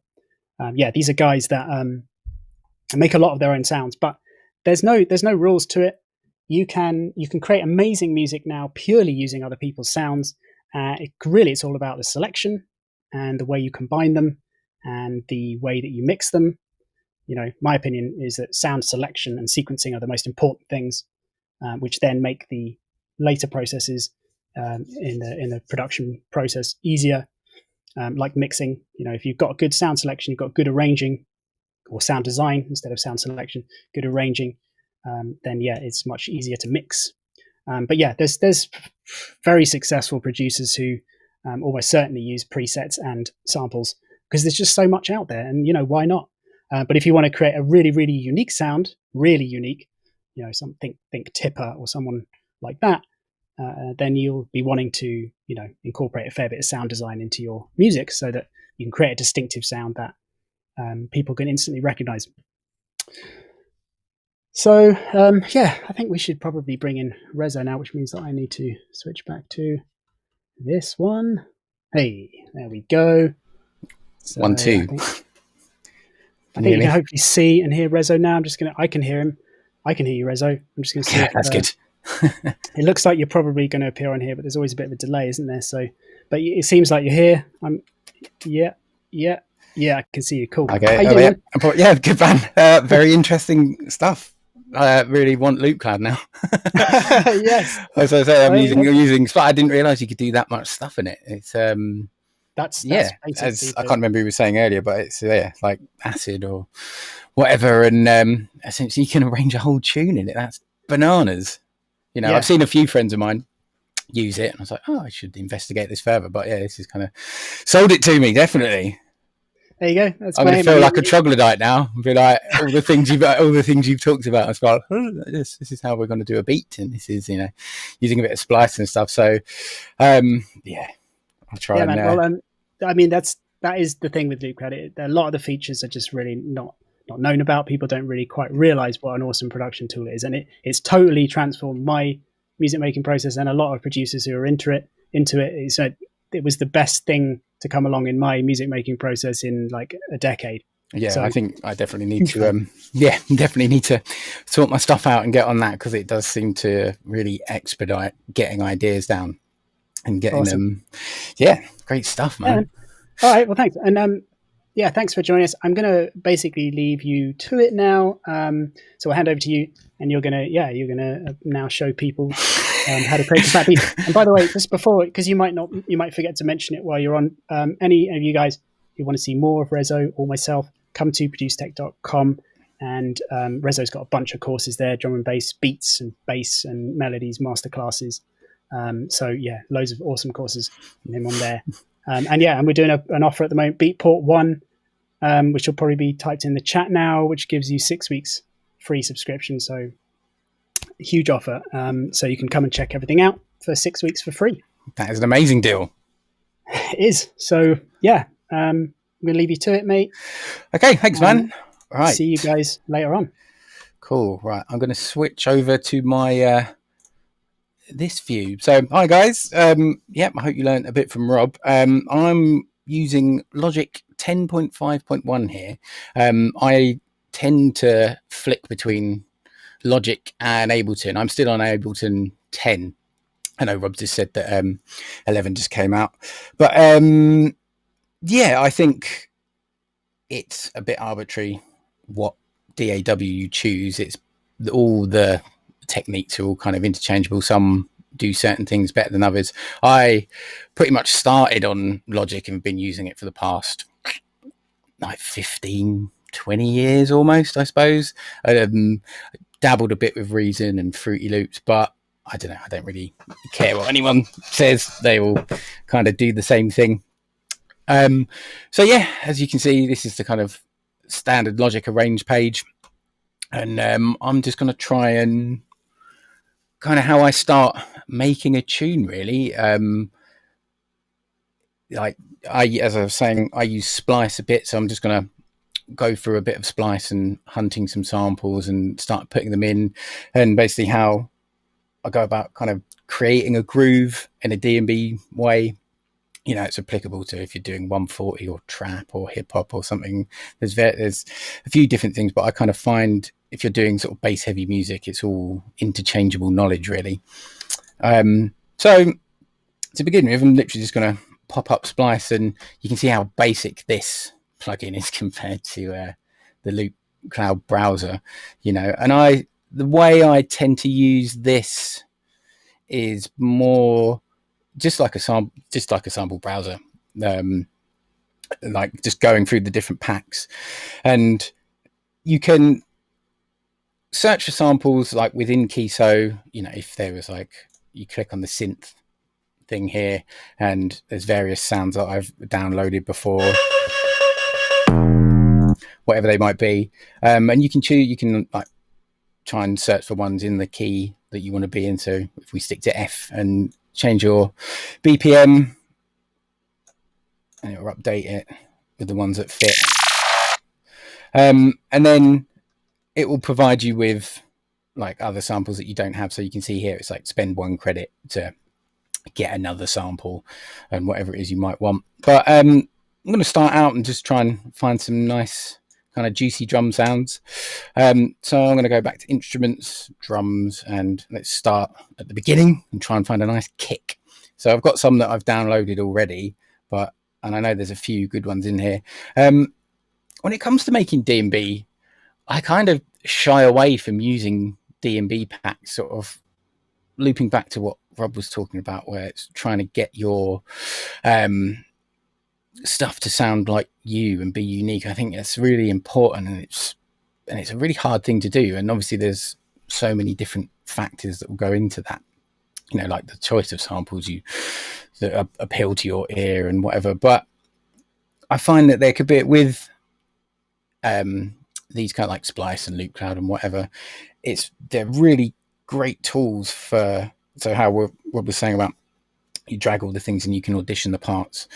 It's a really great way to teach yourself about arrangement if you're not so confident with your sound design and stuff. So you've got stuff that's ready to go basically and sounds great off the bat, so you can just drag it in and start getting ideas down. But yeah, I kind of half and half. I sort of use these things as a jumping off point and then kind of get into the sound design part of it. So where I was saying, like, I would, you know, hit like there's a trap kick here, or this whatever Louis Fulton's Pretty Cool Sounds, or a trance kick, or this hip hop one, all these different ones, and they're not from drum and bass packs.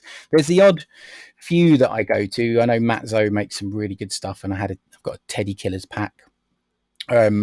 So for those shakers and things that Rob was talking about, like turnarounds, I know what you mean. I don't know what I call them. Grace notes is how I think about it, because I played drums since I was like 9 years old. However it kind of works in your head is fine. I don't think everyone has the same terminology for whatever these things might be. But so yeah, I'll just go through and kind of, I always find there's gold to be had in like minimal techno packs or like a hip hop pack or whatever, that isn't drum and bass. And by virtue of doing that, you're recontextualizing sounds that are meant for a different genre and then shining it under like a drum and bass spotlight. And it's going to just make it sound different, and it's not going to sound so presetty as such. So with that in mind, let's just find a kick that I like. That's not too bad. See, these Mazzo kicks are very good. I quite like this one, actually. It's basically just sort of like a nice tight 808 kick. So again, you can just drag it in to your arrange page, and it's nice that it labels it for you instantly.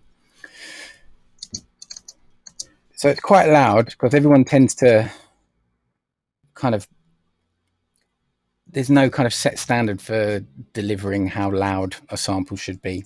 So in Logic, I'll go in, and up here on the top left in this region section, here's where you can adjust the gain of the sample. So you can see gain going down. So I'll just turn that down. And this stuff's quite important because there's a concept known as gain staging, which is essentially just having stuff at the correct volume and how loud you're sending a signal into a plugin, and they all like different levels to be sent into them and can get nice results. Some you can run it in, it's called running it hot, so like quite a high level going in. Others are sort of quite meek, and you have to be very careful about how hard and mad you send a signal into something. So I'm just going to take this kick. So right, that's good. Put that there. So for the moment, I'm literally going to make a 1-bar loop. Let's go back to splice. I'm going to find a nice snare. So back into drums, snares.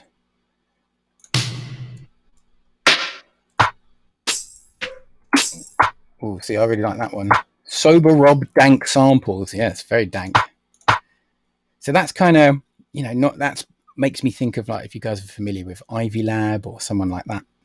It's kind of more of a hip hop sound. So let's get that in.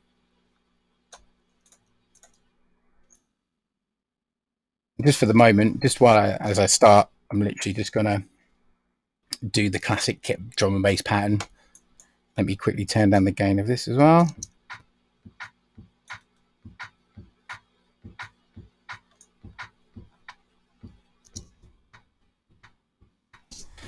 Okay, make sure we save. This is a big thing as well. Constantly Command S all the time.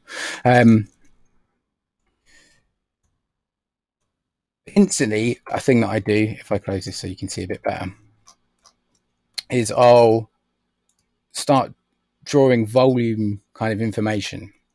And how I have it in Logic is you can have up here, you can set, so left click is your pointer tool, command click is like a secondary tool, and I always have it set to a fade tool, and then right click I have set to a scissors tool, so I can just chop stuff with a right click.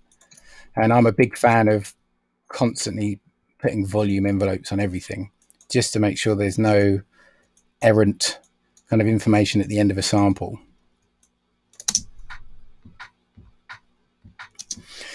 Now, instantly as well with this snare, if I bring up a EQ and I use the FabFilter Pro Q3 all the time, it's literally the best EQ on the market for my money in terms of a workhorse EQ. So if I solo my snare, you can see here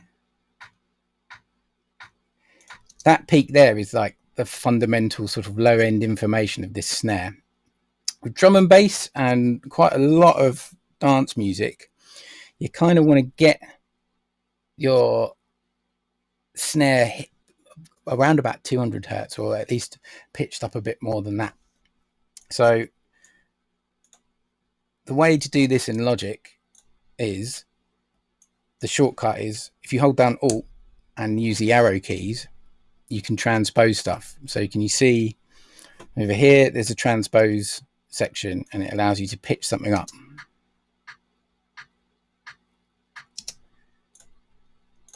And if we have a look again, So that's pitched it up like 3 semitones. And I'm just going to low cut that.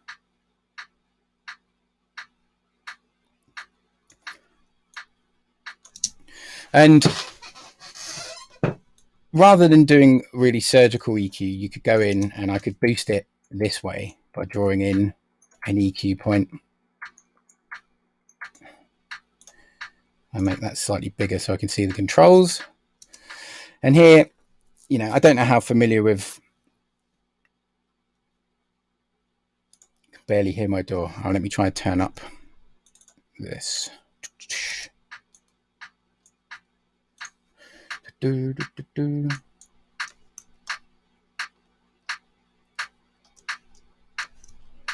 Okay, sorry guys, give me 1 second. Let me just do an adjustment.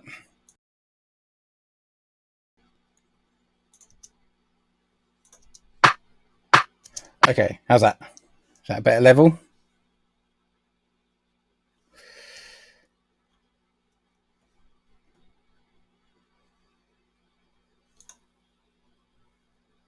Okay. Right. Yeah, hopefully you can hear that a bit better now. Cool. So looking here, it's like we've got our fundamental and like the second harmonic, and I'm just going to boost it. And if I do a really intense one, you can hear that. I don't, you know, you don't need that much. And I'm going to adjust the slope of this low cut so you can change the amount of which it changes it. And the most extreme one being a brick wall, you can see that's just like a hard cut, but you never need to use those. That's mad. Generally like 12 to 24 dB is good.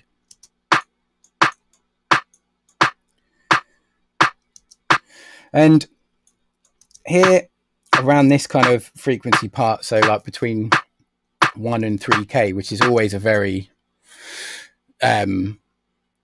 like troublesome area. It's where a lot of kind of information can get built up, especially in drums, and that's what will really destroy your ears when you're out at a rave. So I'm just going to bring that down.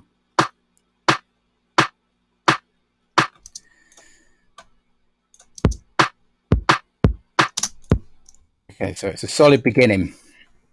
Now I'm going to find a hi-hat. Let's go back to splice. Instruments, drums, hats.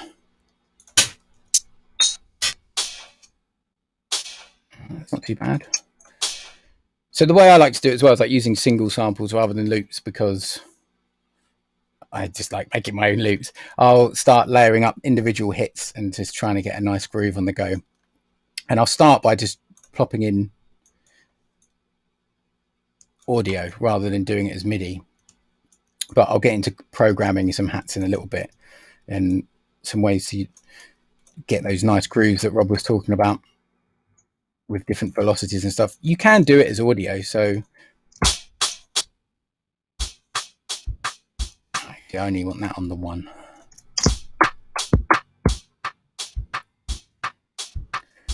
And let's make sure to turn down the gain.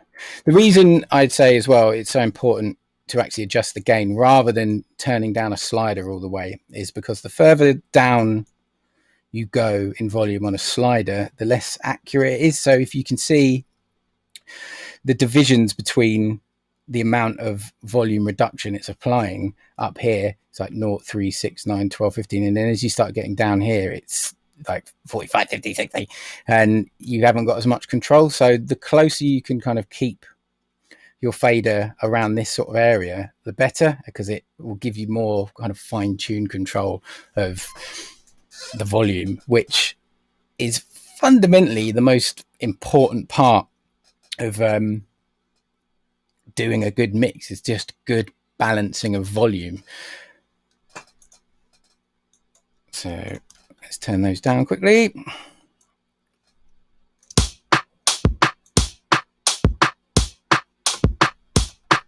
Right, I'm quickly slamming another hat, Blue Peter style, the one that I knew I liked before. This one is good.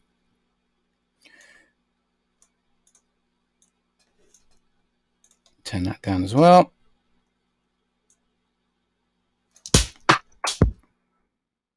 Okay, I don't know why my chat isn't updating. So apologies that I can't see any comments at the moment.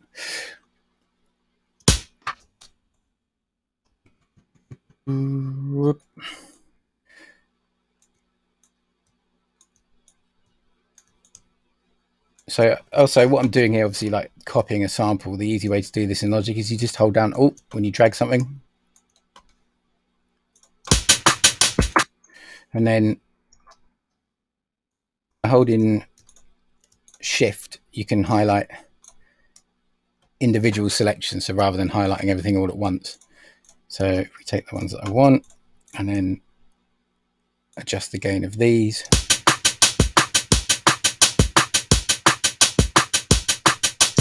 Nice. But I can hear that there's a lot of air at the end of this sample. So I want to get rid of that. And the good thing in Logic is you can do multiple phase at once. Bam. And how to adjust this curve is actually just dragging up and down whilst holding the command key. Now I'm just going to apply the channel EQ to this because I can hear there's a fair amount of low end going on. And by no means as a hard and fast rule should you constantly low cut everything because it can really suck the energy out of your mix. But as a loose rule of thumb, it's quite a nice thing to do, especially on like hi-hats, you know, where most of the information is going to be at the higher end of the spectrum.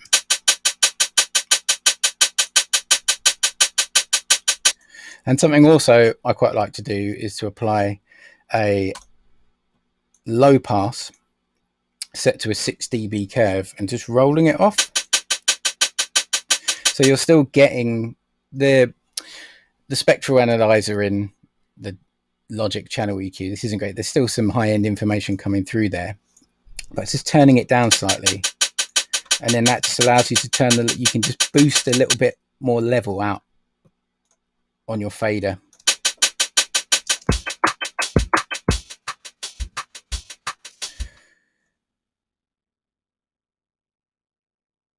So next I'm going to add what Rob was talking about, like a turnaround or a shaker of some kind, just to kind of get a more rolling groove. And if we go back into Splice, again, same concept as Loop Cloud. Instruments, percussion. That's quite nice. Let's have a look for loops.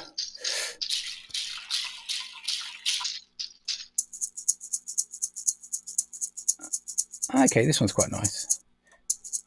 So obviously it's in completely the wrong BPM, and then this is what Splice can't do is you can't adjust the BPM of something within Splice. So if I drag it into Logic, and it will conveniently label the channel for us,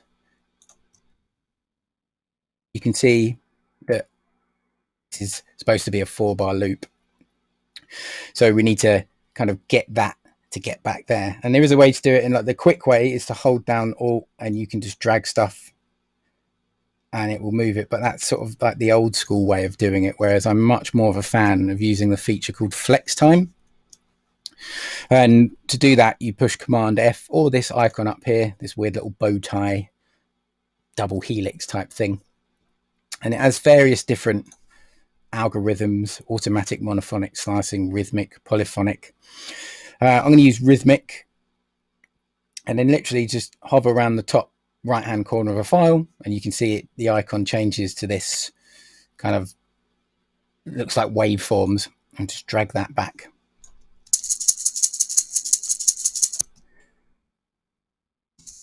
And then it's really quite powerful as a editing tool because you can go in and you can put these flex markers in, and this is where you can adjust the timing of individual beats and notes and stuff.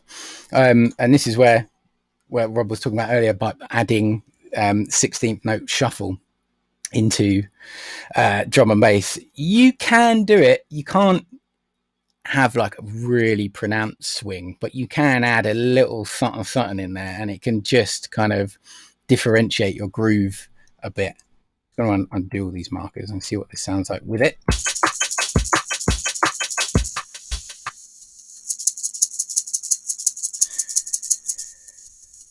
This is the whole sample.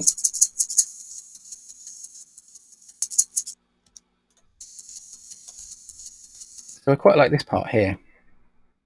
Just turn off flex time, zoom in a little bit, and then hit Command T, which is your splice / scissor tool thing. I could do it with the right click, but I like to have it set so this bar here, your locator bar, you can move it around, and then Command T when you have a thing highlighted is what will slice your sample nicely.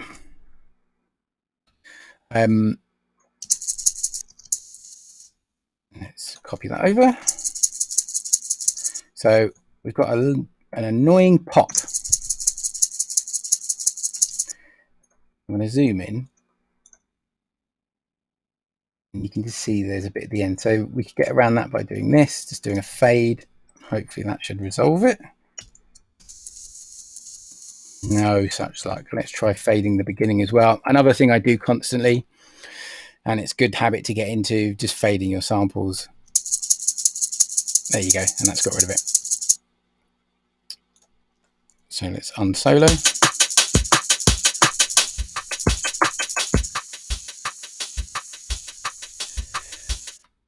I turn it down.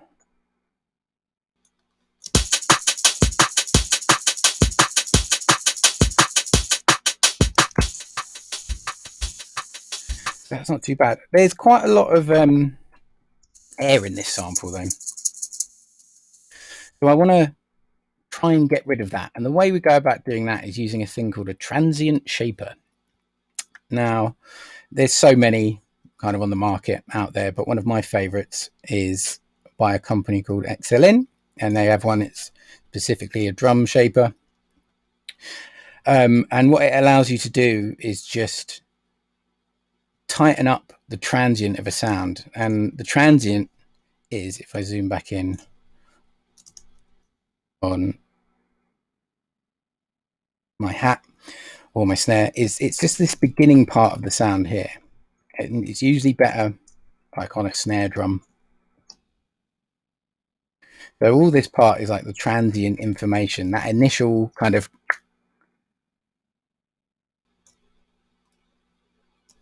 and obviously what a transient shaper does, you know, clues in the name, it allows you to shape the transient. So if I turn this up, you can hear how it's getting tighter, like, and then you can take the sustain down, and it's just getting rid of all that air. And that's quite nice. So you can see here on the display what it's actually doing. But it just tightens things up nicely. And like for things like drum and bass, where it's very fast music, with drums, you want them kind of tight and fast. And these kind of tools are absolutely essential for getting those kind of nice, kind of crispy, tight drums. So just pop that on. Take it down a bit.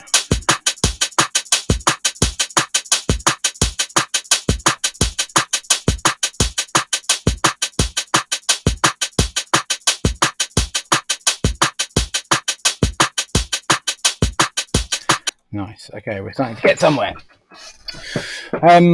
So I probably would like to add in a break under this now. Now, if you're all familiar with what a break is, we all know about break beats and stuff. And obviously, the most classic example of a break beat is the Amen break, the most sampled thing in history, which sounds like this originally, if you haven't heard the full thing. So obviously, shortcut here to open the sample browser in Logic is just to push F. And I've got my things like music, Logic, samples, however you want to arrange your samples. My folder is quite messy because that's me, but it works. So here we are. We've got the Winstons. Amen, brother.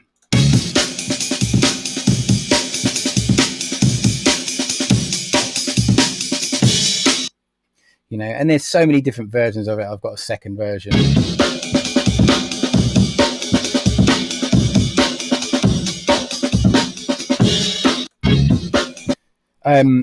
It's classic. So I've made a sampler instrument by just slicing up that break, and once you've done it once, you've got it there. And there's a few different things you can use for it. I'm just using the inbuilt Logic sampler, which is new in 10.5. It replaces the old ESX24, which was really starting to show its age. I still used it a lot, but now they've made this so much better. So if I load up my Amen that I've made before, where are we?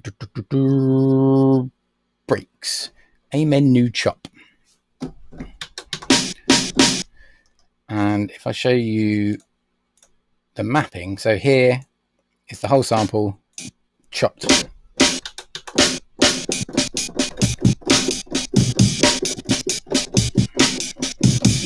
Into tiny little slices, which is something I'm a fan of doing. You could chop up the audio. It's quite labor intensive, where for this sort of thing, I prefer to program it in MIDI. It's just something I quite like doing. But here you can see there's the waveform browser. So for each slice, and you've got a lot of options in this browser. Where are we? So you can reverse the sound. You can make it play as a one shot, which I have it set so you have to hold the key down when you're playing. But it can be good to have stuff play as a one shot. It's kind of different tools for kind of different scenarios. Just want to look at a question here. Reso, do you use a top-down mixing mastering approach? And if so, what do you have on your master? I do use a top-down mixing and mastering approach. Very good question. So I always have a couple of things on my master bus, which is, this is Ozone 9, and this is the maximizer, which is a limiter. And if I play the sample, like, it's quieter. And what a limiter does is it just cuts a signal. It's like a hard cut, and it won't let it go beyond a certain ceiling. And I always have everything set to 0.2 dB. But I always have it on when I'm making a tune. So I make a tune into a limiter. And then I have a couple of other plugins, which is this Waves plugin, which is called a nonlinear summer. I'm not going to explain what they do, but it basically just kind of works like a nice sort of distortion saturation. It's supposed to emulate like an old desk channel strip. And then I have a compressor, which is the Native Instruments solid bus comp, and I just have it set to a mix bus parallel preset. So there's only a few. So you can hear that compressing the hell out of stuff, but it's nice because it has these ability to do a wet and dry mix. So it just kind of adds a bit of oomph, and it kind of lets me just make sure everything's hitting right from the bat. I know mastering is a whole other kettle of fish, but as a just standard thing when I'm starting to make something, it's quite nice to have these on and get that loudness and get a bit of vibe going. I'll just turn them off for the moment. And then, okay, so I hope that answered your question. Second one, so about the EQ, I was thinking using a steeper slope for the cut from the EQ would help create more space in the mix, like the frequencies will mix less. Like I mostly use the times 4 in live, but a less slope is better then. It depends. Like you don't need to be so drastic with EQing sometimes. I know whenever you see an advert for an EQ, there's always some kind of mad, like it always looks like this. They always there'll be like a million things going on and it's craziness and it's like, whoa. And I don't think I ever EQ anything like that, especially now there's a couple of plugins that sort of do these jobs for you. But I think you can afford to be a bit less intense with EQ, you know. Occasionally you might have to go in and do some really surgical EQ, but on the whole, especially if you're using samples that are on Loop Cloud or Splice or wherever, they generally are made by people that know what they're doing. And so usually a lot of things that you think it might be an EQ issue can be solved by you just changing the pitch of something. For example, trying to make sure that all your drums are in the key of your tune. So if we're in F, I think the fundamental of a kick drum is, I'm going to show you my handy cheat sheet. Hang on. Where are you? Octave chart. Here we go. So this is a very handy chart, and it just tells you the fundamental second, third, fourth, fifth, sixth of every note from C to B, like a whole keyboard. So F, the fundamental of a kick should be 43.654 hertz, and that's what I'm going to tune my kick to in this tune because I'm going to do it in F. But yeah, like steep EQ curves. I don't know. It's especially if you think about more vintage EQs, and they weren't so clinical. It's a very modern invention, it feels, with like the Pro Q3 and software equalizers where you can go in and do these incredibly detailed surgical cuts, whereas before EQs looked more like this. So there's a good one here by Isotope that's part of the Ozone bundle, and it is the vintage EQ, and they look like this. So you can see, but you can't do any really intense kind of surgical cuts. It's more overall, and it allows you to retain the vibe of something a bit more rather than EQing the life out of it. Anyway, big tangent there. So back to this Amen break. Now, I'm going to create a MIDI region, which is a control click. So control left click in Logic and double click, or you can push P to open the piano roll. Let me just minimize this, open that up, find where my samples are. It would help.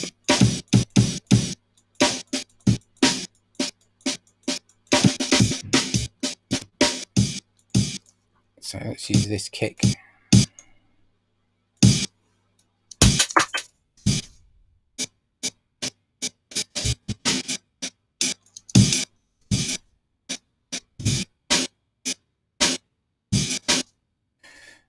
Okay.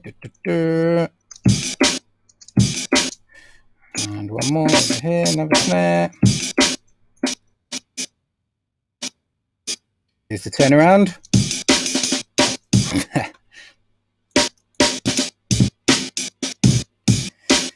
So the reason this sample is so good because it's so versatile. Just within it, there's so many different hits that have different tonality that you can get completely different results.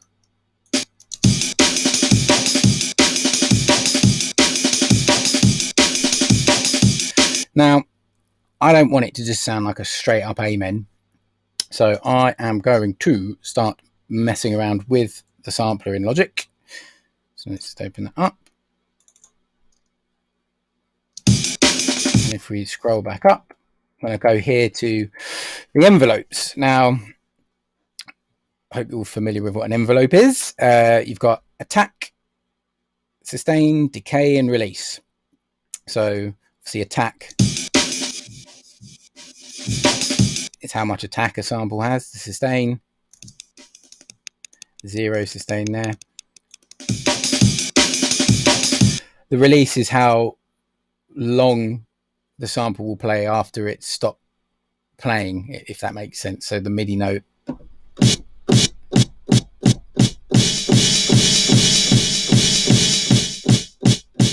So you get that. And decay, just kind of how long it will keep playing for in the middle. But what I want to do is kind of actually take out all of this, set that back to 0, take down the sustain.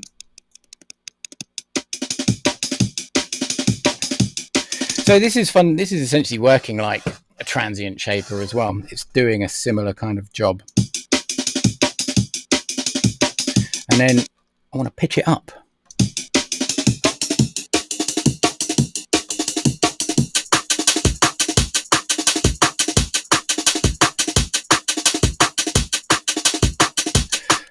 And now I'm going to turn on one of the filters, and I'm going to set it to a high pass.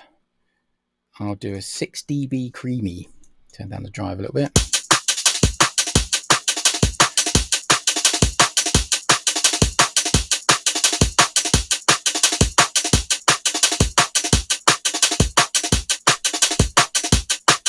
Okay, it's not sounding too bad. Sounded all right. So that's a very quick way to get a nice amen in there. Obviously, it's laborious to chop up the sample to begin with, but once you've got it and you save it as a sampler instrument, and you could use battery by Native Instruments, or you could do it in Contact, or there's so many out there, but I quite just like using the Logic one because it works, and it's, you know, that the native plugins for the DAW that you're using are going to work and not crash, and there's not going to be any kind of confliction issues with it. Like sometimes third-party stuff can be a bit unreliable, maybe. So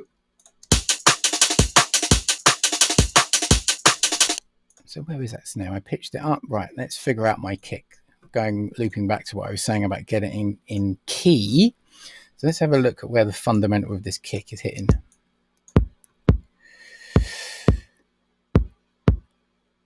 It's right in the ballpark. So, but what I'm going to do, I'm going to put an EQ point at 43. That's about right.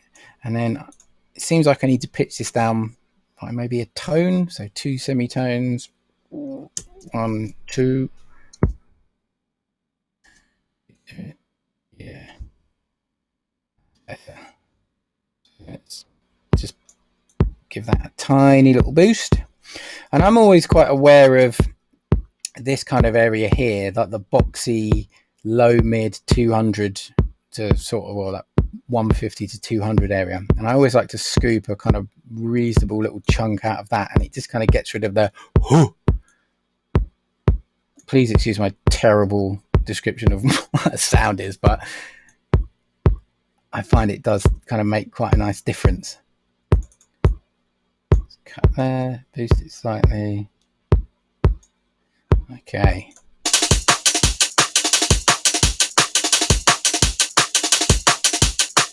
Maybe that's a bit drastic.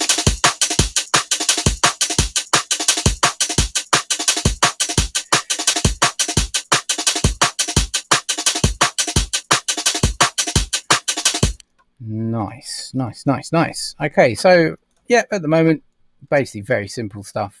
EQ, sample chop, couple of loops, that kind of thing. So the fun and how to make your beats sound real fat is when we start doing a bit of bus processing.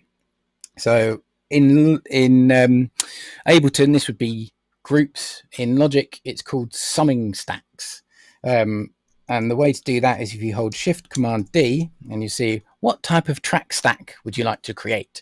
And the difference between the two is if you do a folder stack, it only allows you to control the volume, but it kind of turns it into a little submix of its own, but you can't put any extra plugins on this submix. So let's just undo that. Again, let's do a summing stack. So what this does, it groups everything together into a new bus / auxiliary. Don't be put off by the terminology of like buses and auxiliaries. They're interchangeable. They're the same thing, really. So then this allows me to kind of start putting things on the beat as a whole. And generally, the kind of things you want to be putting on here is a bit of compression, a bit of distortion, saturation, that kind of thing. So one of my go-to plugins is by a company called Sound Toys, and it's this thing called Devil Lock, and it's designed to make drums sound flipping awesome. So I just turn that off.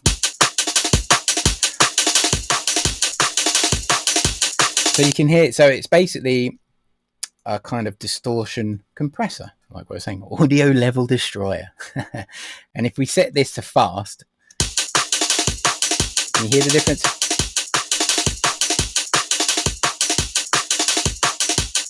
Which is, I think, is essentially changing the attack and release time of the internal compressor under all this. I really like plugins that only have a few buttons. They just make it easy rather than these really deeply convoluted ones. It's like, no, I just want you to do what it says. So if we take this.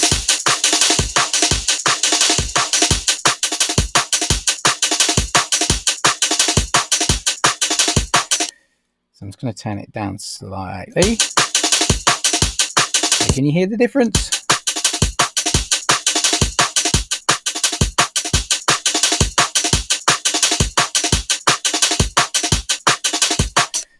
Really does start to make things sound pretty beefy. The next thing I would do is let's have a think. I'm actually quite a fan of using this Fat Effects in Logic, which is a new version of an old plugin that's called Camel Fat, and it's kind of an all-in-one like Uber plugin for so many things for doing. I'm going to use it a bit later. I'll get into doing a bass line in a sec, but as it has like different types of distortion and compressors inbuilt and filters and all sorts of stuff, so it's a really powerful tool for doing sound design stuff, and it just comes pre-packaged as a standard plugin in Logic, which is great. But I tend to use it just for the compressor here. So if I turn it on, let's turn that down. So that's really raggy, and it's quite peaky.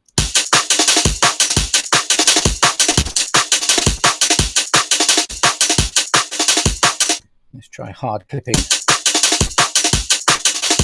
So off.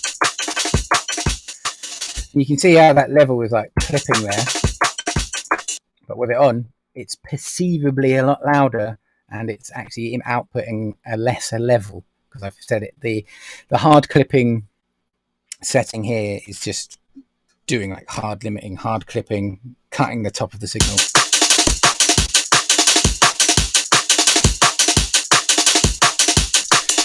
Really kind of providing those drums with a lovely bit of beef.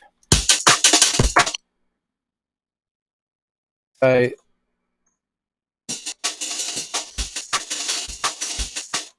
after applying that, I definitely feel like I could turn the decay of this down a bit more.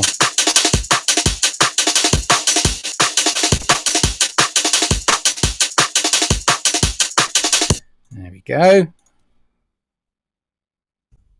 Okay, just checking the chat. I don't know why my phone has decided to not let me see the chat. Give me 1 second, guys. Where are we?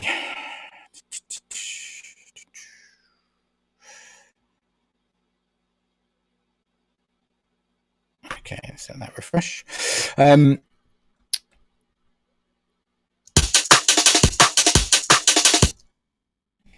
nothing too bad at all. I feel though Shaker still. Not a question, but a comment. I really like your track Avanoy. It has that amazing deep futuristic feel. It sounds kind of old school, but still modern at the same time. It could fit well for some cool anime or a game. Prime. Cool, thanks, man. Yeah, it's like progressive D&B, I suppose. The jungle. I don't know. It's what comes out of my head. This is the thing. It's sort of like, it sounds like me, I suppose. Not it's not really like a super dance floor banger, but it's got something, and that's kind of it. When you start making a song, it's good to go in with kind of an intention of what you want to make. Now that doesn't always happen. A lot of times I've start stuff and think like, I'm going to make a really banging, rinsing neuro tune, and I end up making the most kind of delicate, smoky dubstep tune. because sometimes that's just what the universe wants you to do, and that's what your brain comes up with. Other times, it's you can actually, if you're quite disciplined, you can go in and just be like, okay, this is what I'm going to do. Especially like having days where you do a sound design day. So just rather than trying to do everything all on the same day, and I should take my own advice here, but it's nice to have a creation day. So you just spend the day making like bass patches or chopping up drum breaks and loops and creating your own different drum loops and things like that. So you're creating your own samples and ingredients and that kind of thing. So then when it comes to actually sitting down at your door, you've got your pre-made samples and things ready to go. Same with like creating a channel strip setting and those kind of things, so you can kind of get straight to it. Oh no, my brain's gone dead. So a point is that you've got two different kind of mind states that you want to be in as well. So you've got the creation mindset. It's like you just want to chuck everything you can at the page and just be like, right, keep going, more creation, more. And then you want to be able to take a step back and become the editor. So it's usually good to do that on a different day or have a break and then come into that editing mindset and be like, right, how much stuff can I take away before it doesn't sound full and evolving and having nice moments going on in your track? And it's quite hard to do both at the same time. It's quite, if you can try and differentiate those things in your head and have that attitude when you sit down to work on something, it's really a handy thing to do. Thanks for that question. That was good. Do I use any hardware, or is everything done within your PC? Well, I'm on a Mac, but I don't have any hardware. I've got a guitar, and I used to have a set of V drums that I'm looking to get another kit again, but no, it's all in the box. It's all plugins. I've got a MIDI keyboard, which is a complete it's a machine Native Instruments keyboard, but I rarely use it for all the things it can do. I literally just use it like a keyboard, and that's it. It's all in the box. I'm very lucky that I've got a lot of friends that have spent thousands on modular setups and things like that. So if I want to do things like that, shout out Cursor, I just go around their house and play with their stuff and make a load of, if any of you are familiar with Mr. Bill, check out his YouTube channel. It's very good.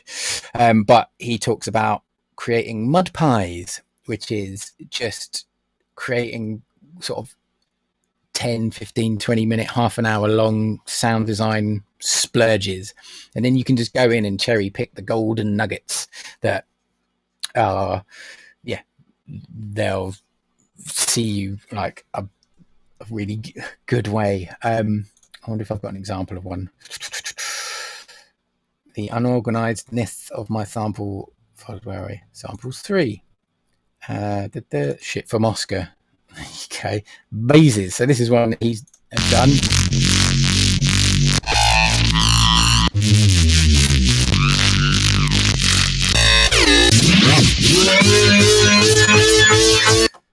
Flipping madness, but you can get a lot of mileage out of those kind of things. So rather than it being soft synths or something like that, you can just go in and chop everything out and kind of cherry pick the really good stuff. And I'm a sort of I kind of do half and half, I suppose. So for the moment in this, I'm just going to make basses in some VSTs, probably be Massive or Serum. But if you can, there are ways to do this and to do that stuff just with software as well. There's a great sort of virtual modular rack called VCV, and it's all completely free. Check that out. It's really good fun, and it will start to teach you about modular synthesis and how all that stuff works. I'm still not massively au fait with it, but it's a deep well. It's a big wormhole to go down, and it's quite advanced stuff, but also you can get a lot out of it by just pissing around. This is half the fun of sound design, is you're just mucking around until something cool happens, and something cool will happen, and then you can pick those moments out and put them in your tunes, and you would not have got that any other way. And that's how you can make really interesting stuff. So yeah, that's sorry, a massive tangent. Just seeing if there's anything else. Okay, so where did we get to? Okay, so I'm going to start on a bass line, I suppose, as I've waffled on about that for long enough. I might just tidy up that snare with the same thing, drum shaper, bish bash bosh, pop it on snare.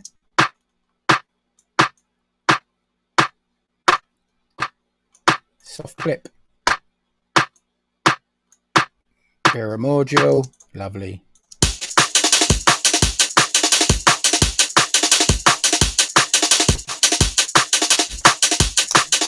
All right, cool beans. So that's a very basic beat to get you going. It's like, you know, boots and cats and boots and cats and boots and cats. It's drum and bass. It's definitely more sort of liquid sounding kind of vibe. So let's make a Reese. Now, I wonder if you're familiar with what a Reese is. I'm sure you are.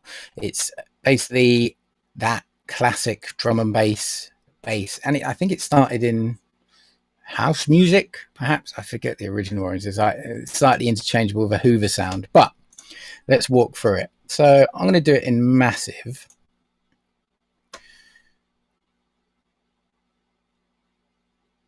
Oh, don't shit the bed, Logic. There we go. Now, apologies, I can't get the whole thing on the screen, but you get, this is the most important stuff up here. All this stuff down here is the macro controls. So first things first with massive is you want to do new sound. Yay. Squares. And I always go here to make sure that's good. Right. First thing is that I want to put it on mono rotate and legato triller. So the difference between polyphonic and monophonic. Polyphonic means you can play multiple keys.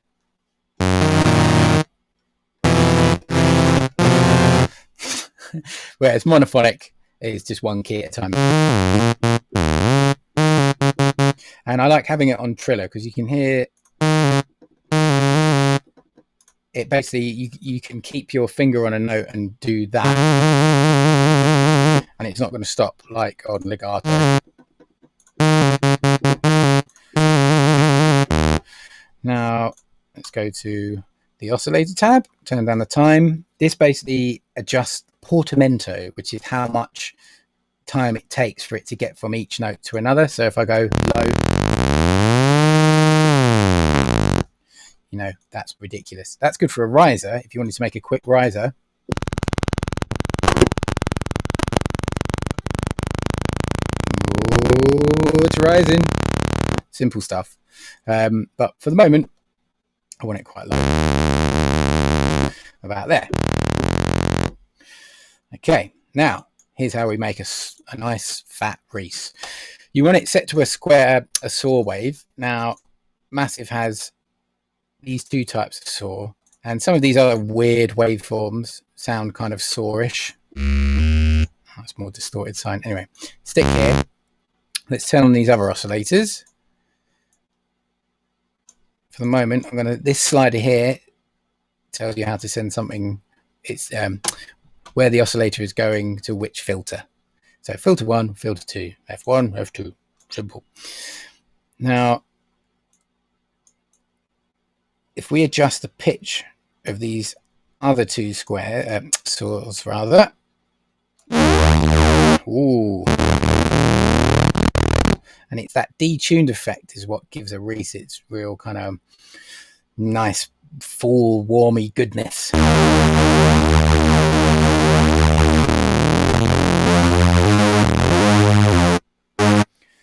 And I'm going to adjust the pitch bend here as well to an octave. I like doing this. So this just changes how much the pitch wheel of your keyboard will affect the pitch.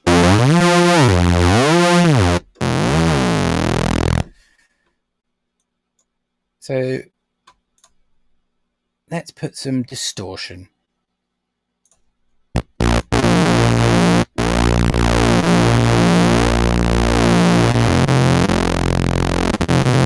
Oh, nice. And here's a thing that's really good, the dimension expander. So if I do a really extreme version,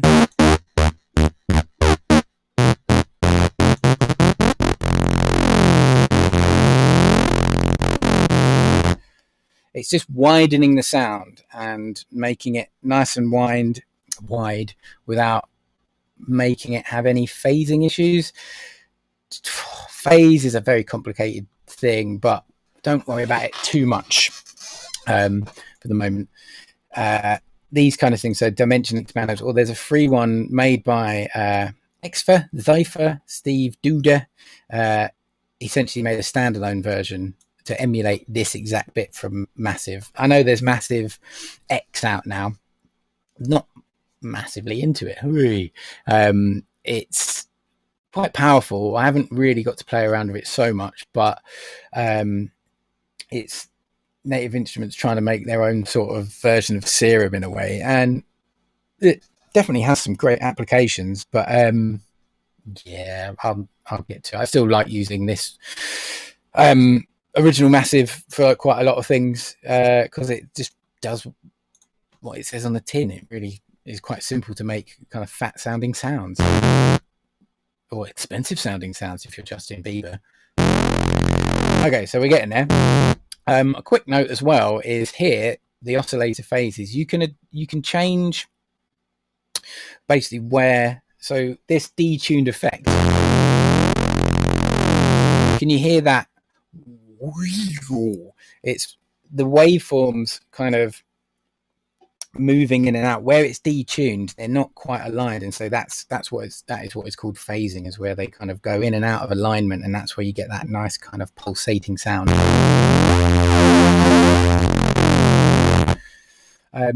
But this thing, if you hit this button, it makes them all start at the same time.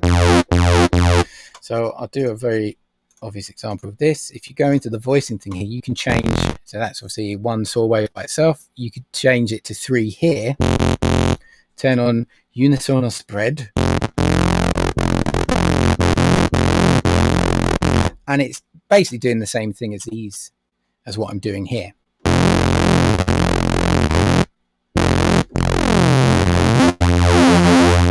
Do really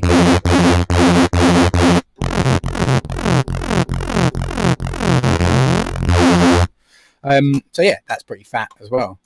But you can get the same result by how much you want to detune these saws. And I always try and detune them equally, so if I'm doing it at plus 30, minus 30, make sure they're the same. Make sure I level the peeping. And then down here, hang on, I'm going to have to take up the screen very quickly. There's a sine shaper, which is an extra distortion. Whoa.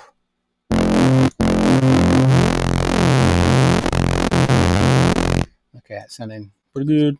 I'm going to add a low pass filter to it.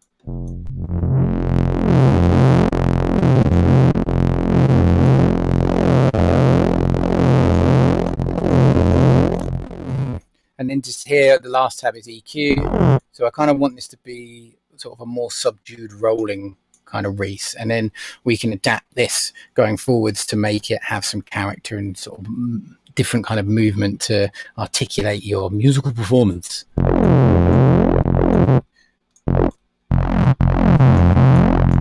So just doing a bit of EQ in the box before I add any external plugins. It's always good to get it sounding as good as you can in the synth itself before you start adding anything else. I wonder.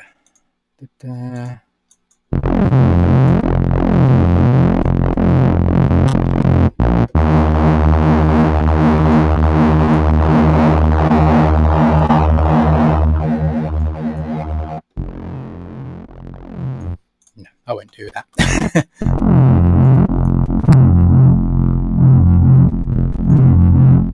Okay, I might actually have to turn that down a bit.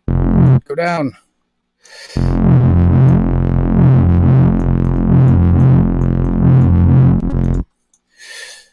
Let's get this back.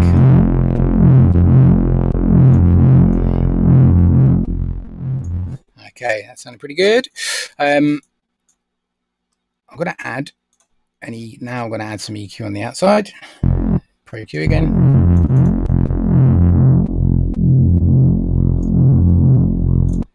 Okay. And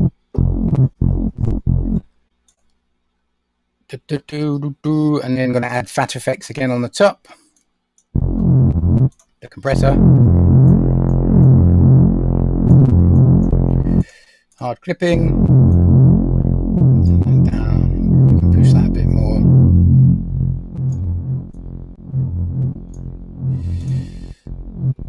Okay, now it's the hard bit of coming up with a riff.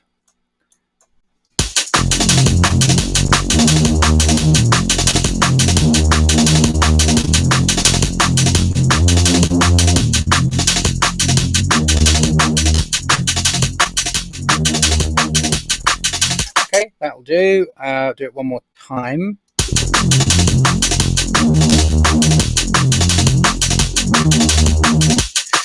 So a handy feature of Logic is here there's capture recording, which is the same thing in Ableton. So any notes that you play, if you hadn't actually hit record, it will capture that MIDI performance for you, which is save my skin a lot of times. So I'm just going to go in and edit this MIDI. That. And what you want to do, I'm highlighting everything. I'm going to hit Q, which is the quantize button. And it's just doing it to 16th notes. Let's loop this bit.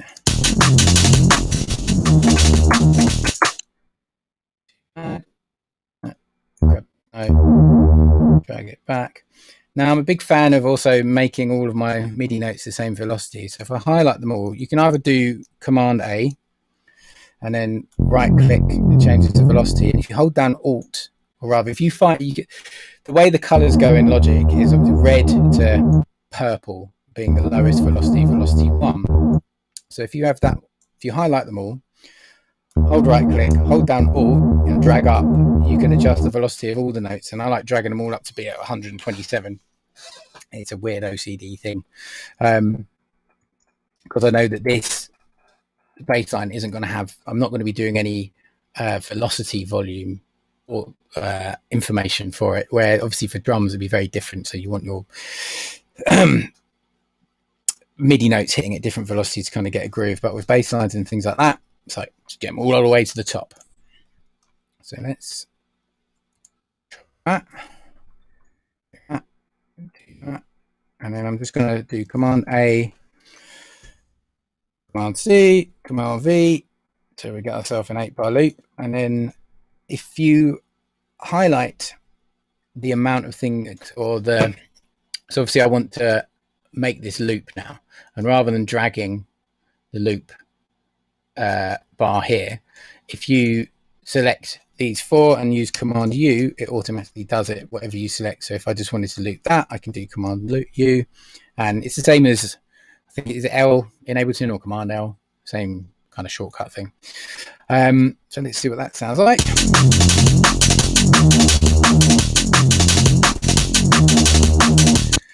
And then here we could do a little variation.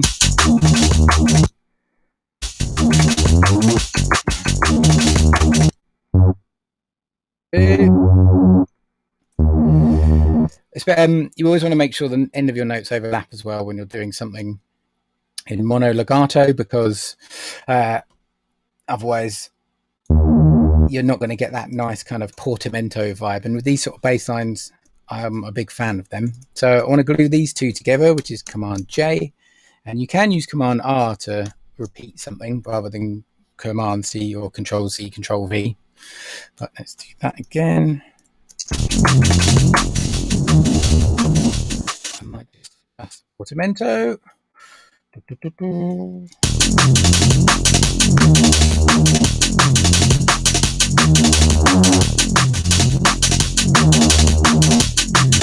Okay, so I'm going to automate a tiny bit of this filter cutoff. By doing that, we can go to attributes and you select mod wheel, and this is how I like to do it. One thing you need to be sure of is make sure this vibrato part here is turned down. But if you left click and you see the little one, and you can drag it to the little box or click in the little box, and then you can set how much you want the filter to be opened when you do. If I take that EQ off, that's a bit extreme. But you can see it open up the filter cutoff. Very straightforward. And let's draw in a tiny bit of fun time MIDI information. You could always perform it.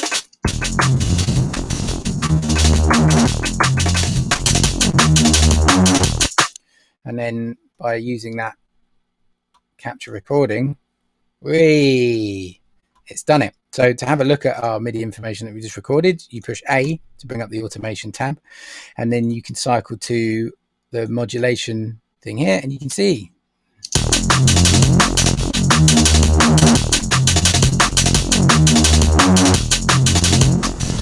So we're already starting to get a little bit of movement in there, which is quite nice.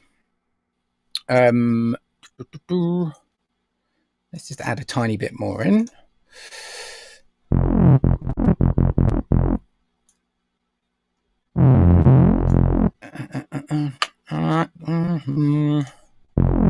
So here you could do the same thing with this EQ and make it sweep up.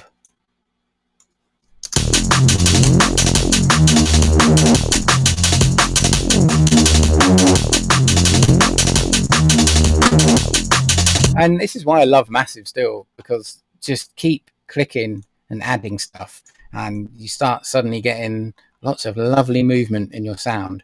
So you could click over here, and we could make it, when the filter cutoff opens up, it actually changes the wave table position of these oscillators, so it's doing more of a square sound.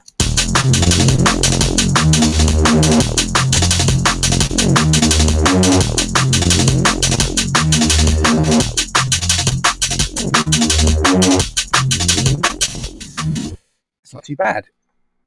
And then again, we can start adding more using the filters in the fat effects. And there's so many different types. So let's try a notch filter.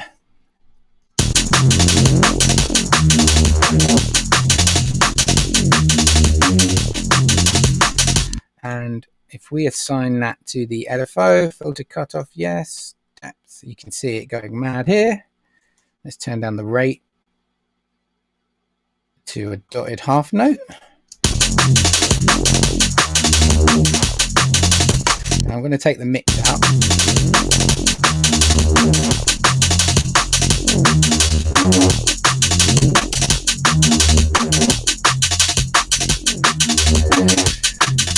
Okay, really not sounding too bad. So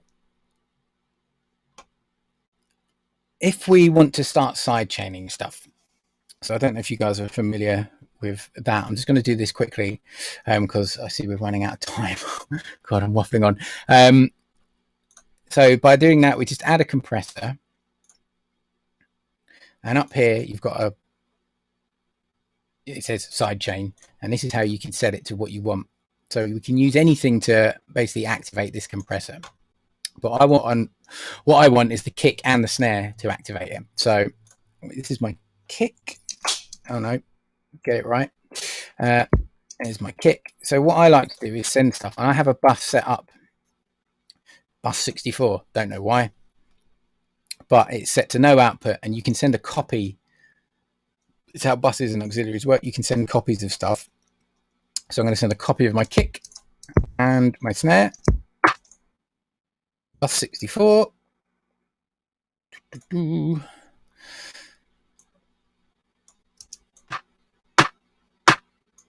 Excellent. And then we can set the compressor to be triggered by bus 64. So what this is doing is just going to make the bass get the hell out of the way of the kick and the snare drum. You need to make sure you turn off auto gain, go to the side chain, peak.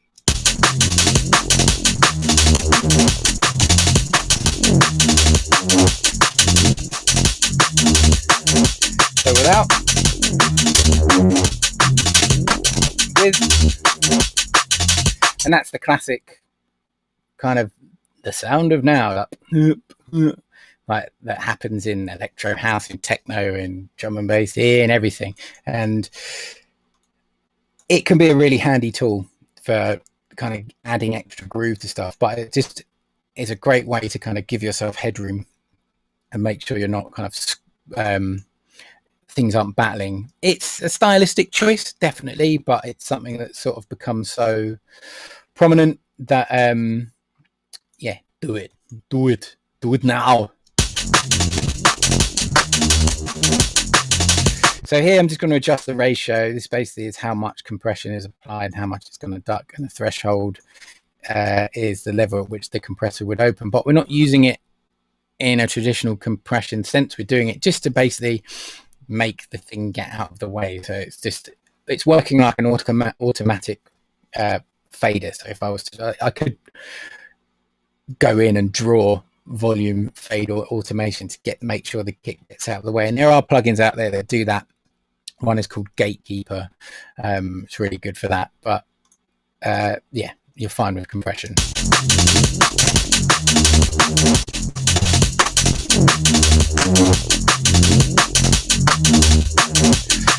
Okay, so we've got ourselves a bass line, which is pretty quick. Let me quickly add some reverb to these drums. Now, the way I like to do it, if I open up my mixer page, where are we? So this is just my drums. Well, two things first. I'm going to do a very quick bit of parallel compression, which is to make it sound even fatter. Ooh. Don't die, Logic. This is what worries me. Remember, always Command S, Command S, Command S. You need to make that the thing you do more than anything else when you're doing any kind of production. I know autosaves are pretty good, but just the habit of Command S-ing has saved me so many times. Okay, if I take all these off and then push that on. Where are you? Go back here. There we go. So I actually need to send some signal. There we go. And I'm going to take the attack all the way down, turn the ratio all the way up.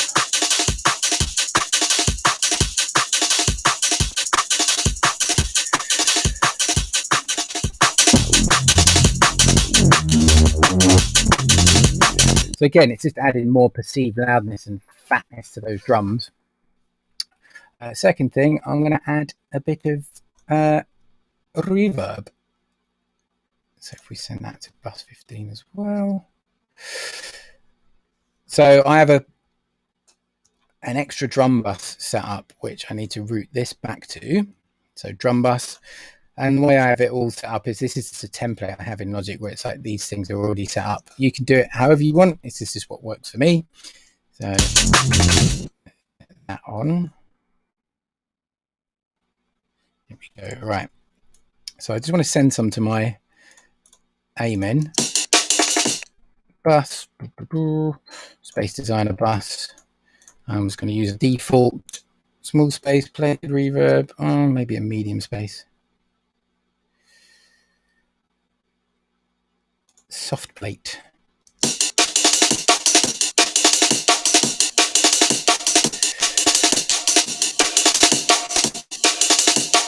There we go. I'm going to add a tiny bit to my snare. I think that's it.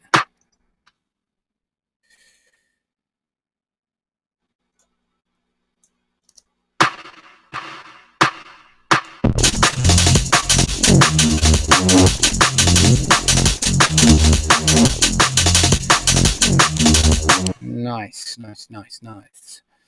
I'm going to add a clipper to this bus here. Clippers, I think I mentioned it before, like soft clipping, or you could either limit or you could clip. I'm more of a fan of clipping at the moment. So just pop that on, turn that down. And essentially all this is doing is it just gives it a hard ceiling. If I turn it up all the way, you can hear it. Oh. Take it off. Managed to squeeze out a couple more dB, which is always good. Okay, now how long have I got left? Not long. I'll quickly try and do a pad of some kind. Obviously, it'd be really easy. Let's just chuck in something from Splice. Nice effect. That's pretty cool. Get in there. Turn that down. Make sure our gain is proper again.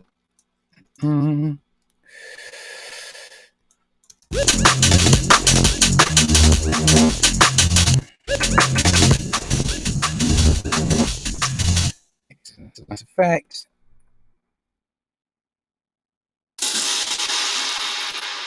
Oh, that's a nice impact. Where was it? In as well, because that'll make a nice crash. Dun, dun, dun, dun. Oh, it feels like a race against the clock now. Any other questions, guys, while I'm still here? Feel free. So let's get that in, turn that down.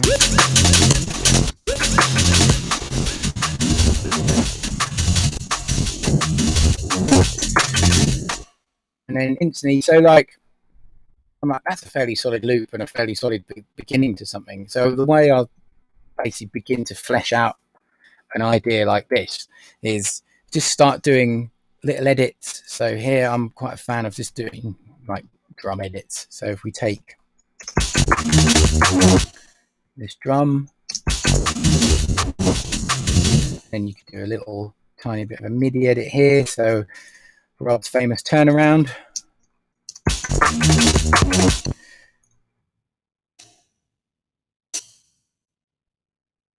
Oh, Logic.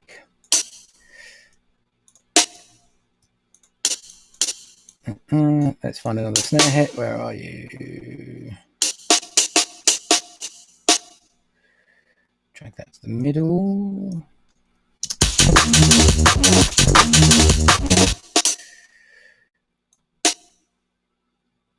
There we go.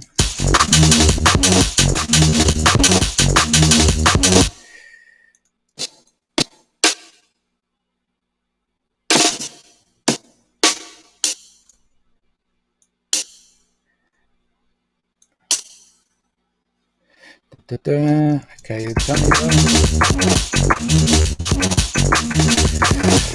brilliant. Oh, quick question. Could you possibly let us know your top 5 favorite plugins? I certainly could. Let me show you them real quick. If I do let me make a new instrument. So that would be Alt Command N is to bring up this tab, software instrument, bada bing, bada boom. Let's get Serum opened real quick. I'm going to make the world's quickest pad. Let me just resize this quickly. Oh, come on.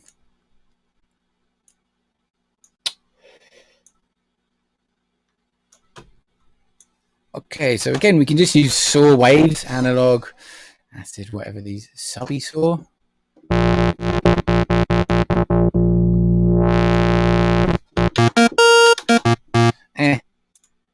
It's not great. MB saw. Oh, that's better. Okay, so let's. Yeah. Okay, cool. Yeah, I'll take my time just doing this. I just want to get a pad in there and stuff, so I'll go for a tiny bit longer. Right. Release. Pads are all about slow attack, long release.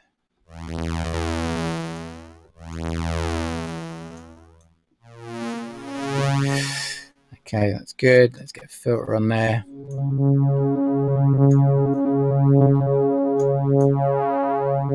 And I want to add a tiny bit of movement, so we can just, again, same as like massive, just drag.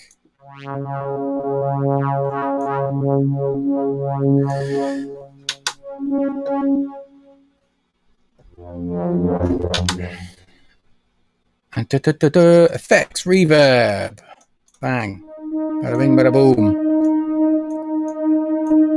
Spin depth, decay, size up, gear up there.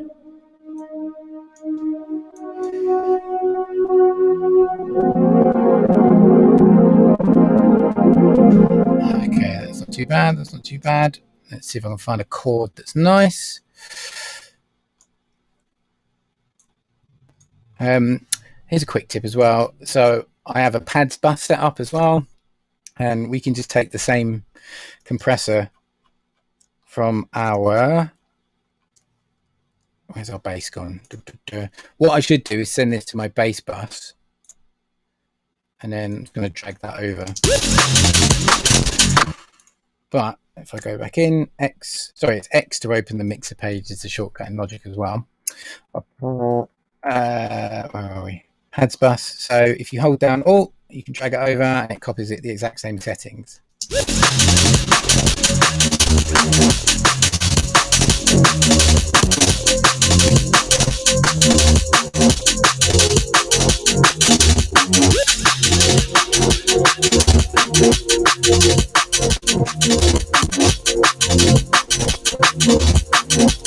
That'll do. That was a nice chord. What was that? An F minor added 11. Okay. 2, 3, 4.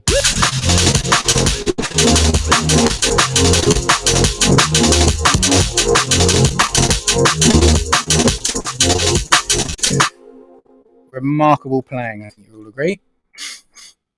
Can't actually play the keys for love nor money.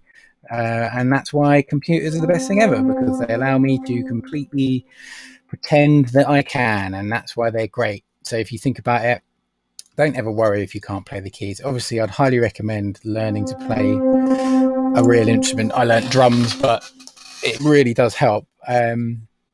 But yeah, it's if you're into MIDI programming, you can fudge it really well and contrive that you're really good at playing stuff, which is exactly what I do.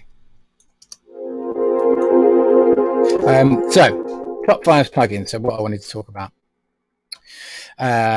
one of my new favorite ones is this one by Output called Portal, and it's just insania.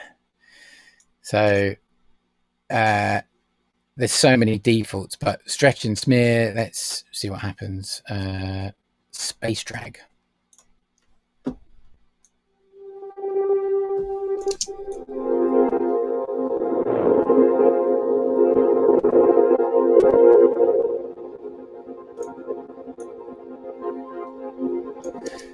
Oh, that's really cool. So it just does like granular sort of chopping and adding reverb and things like that.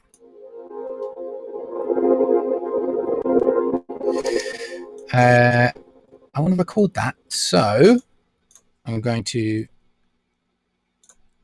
put this onto touch and push play.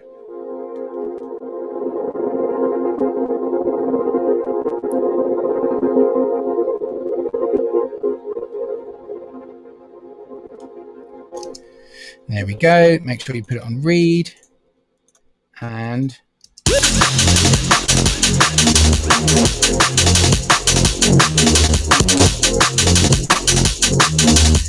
yeah, this plugin is amazing, and it is a sound designer's dream. So you can just get so many results out of just putting it on everything. It's really great for, like, you can put it on drums. It has all these different presets. You can go in and get really deep in it if you want to, but that's like one of my faves at the moment. Obviously the Pro Q3. I'm a massive fan of this plugin by Oak Sound called Soothe. It's just such a time-saving device. So rather than having to go in and do really clinical EQs and stuff, you can put this on, and it is a kind of errant resonant suppressor. It was meant initially for vocals, but if you see what it's doing, you can adjust the depth. If I put it on hard, it's using its whatever kind of AI algorithm stuff to kind of decide what notes and what things are being too resonant, but it's really great for getting rid of yeah, just especially if you're making like an acid bass line with a 303 or something, and or you did a particularly resonant bass and it's going to sweep through, you can just pop this on the top, and rather than having to automate any EQ thing to follow what's going on, this just does it all for you. So it's a really time-saving device. I use it on pretty much everything. What's that? 1, 2, 3. What other ones are really fun? I really love all the sound toys stuff. So like this, the crystallizer, obviously that devil lock I used earlier. I love decapitator. This is great for putting on basses and breaks and just crunching stuff up. Where is it? Oh, this Vertigo VSM3. So I should put this on my drum bus, and then you can see really what it does. It's great. Let's get rid of that. Let's do that. So let's pop it on here. So without it, unsolo everything, solo that. So it allows you to affect the mid and side of different, so the second harmonic and the third harmonic. So if I put it on side,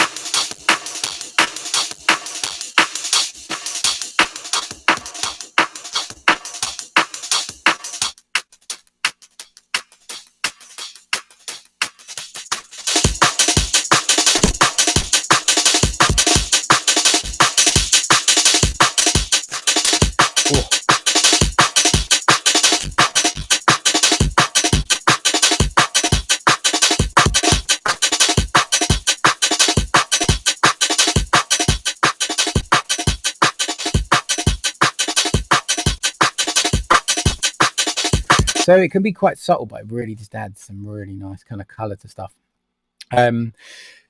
Really good on basses, really good on reverbs, really good on so many things. Quite I suppose that's quite advanced stuff. I don't know, getting into mid-side EQing. I'm going on a tangent, deep one now. What was that? That's like number 4. And then all of this stuff, Valhalla. So this one, Supermassive. Such an amazing plugin, and it's absolutely free. So go to Valhalla, Google Valhalla Supermassive. It costs $0, pence, pounds, euros. It's amazing. So if we pop it on my pad that I made,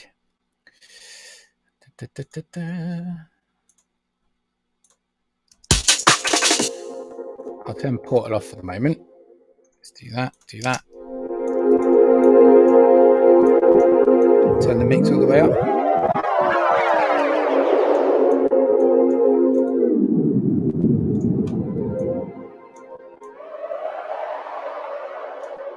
And you can adjust the type here. Ooh.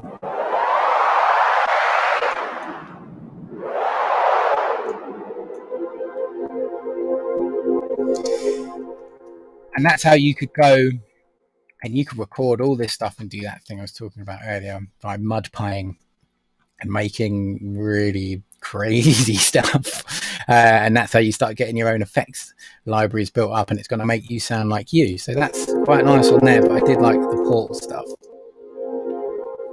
If I pop it, actually, let me get rid of these because I think I'm going to rinse my CPU. Where were we? One shot blip. So yeah, if I put it on here, dual mono, pardon my misclicks. Oh.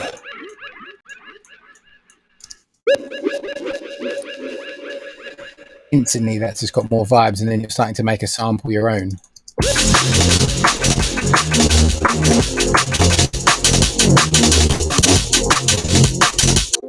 That's good. I just want to bounce in place this Portal thing. So the shortcut, Command B, Control B, sorry. So I'm going to call that pad 1.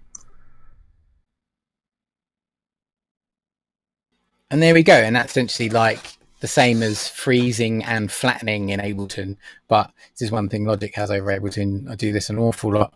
So I've got that here now. And then we can start doing some weird stuff, like using all of these region things. Maybe I want to transpose it up an octave, but still have the same one underneath that's maybe an octave down.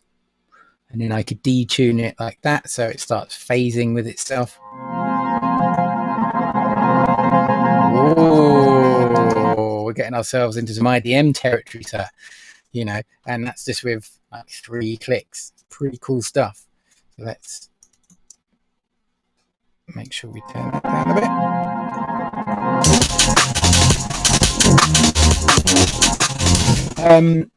Right, one question. Do you ever add new elements to a tune and find they're nice but take it in a different direction? What do you do then? Roll with it, chuck it, save that?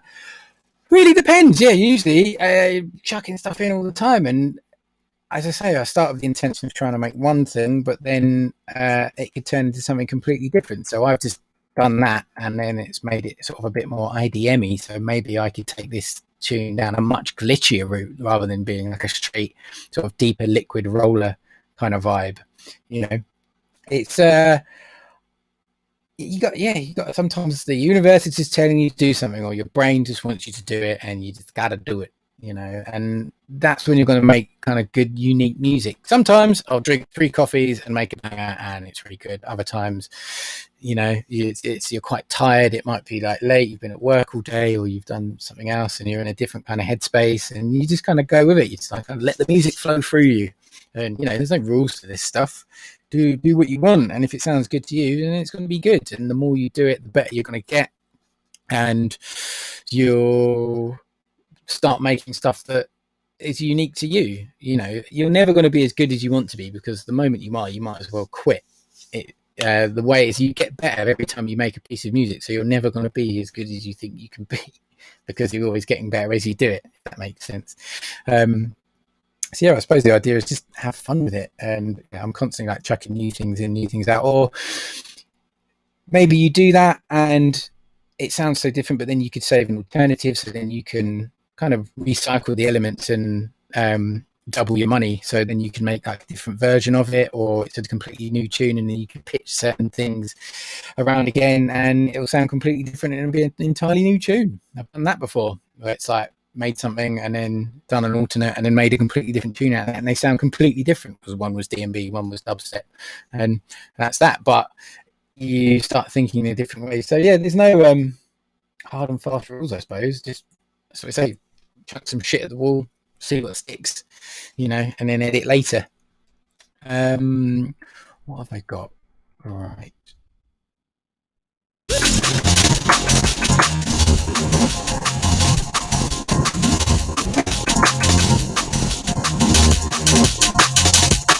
Yeah, I don't know. Unless there's any other final questions, guys, I think that might be it for me. Hopefully you've got something out of that. I've tried to keep it fairly accessible. I know if I went off on a tangent and lost you and bored you to tears, I do apologize. But yeah, this is essentially how I go about starting making a tune, whatever it may be. Obviously what Rob was talking about with Loop Cloud is really going to expedite the process, but as a jumping off point, you're like, yeah, that's fairly solid. And just doing a few key things, like what I did, just grouping stuff together, a bit of compression, a bit of EQ. And I'm a big fan of constantly tweaking as I go, you know, so it's quite iterative rather than coming in right at the end to do a final mix down. I know people like doing that. I find that hellish and like to mix as I go. And the moment you play something out, you're going to know if it works or not and what you need to change if there's any glaring elements. And it's just something over time you'll get more confident with your mixes and putting stuff together, because everything about it is completely subjective, including like the mix down, the mastering, the way you arrange it, how you program certain patterns of drums, and like everything is so subjective. So be confident, proceed with confidence, and you'll get there in the end, guys. But yeah, well, thanks very much for tuning in. Massive thanks to Beatport for having me, and for Rob and Producer Tech. Don't forget, you can use the code Beatport1, all capital letters, to get 6 weeks free on Producer Tech. And there's so many awesome courses on there. There's a couple by me, and there's some by my good friend Seppa. There's a lot of stuff like good fracture courses, all sorts, you know, depending on what you're making, whether it's drum and bass, minimal techno, house, dubstep, whatever you like, it's all up there. So yeah, highly recommend subscribing, guys. I feel like I need a subscription, because you're never too old to stop learning stuff, and there's still so much I don't know, we all learn new things every day. But yeah, thanks so much, everybody. I hope it's been informative for you.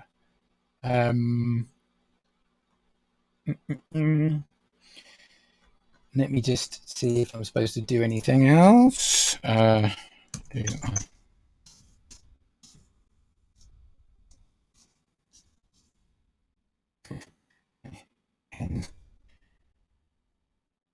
Okay, cool. Switching over. Okay, nice one, man. Sorry, everyone. Technical chat in the background.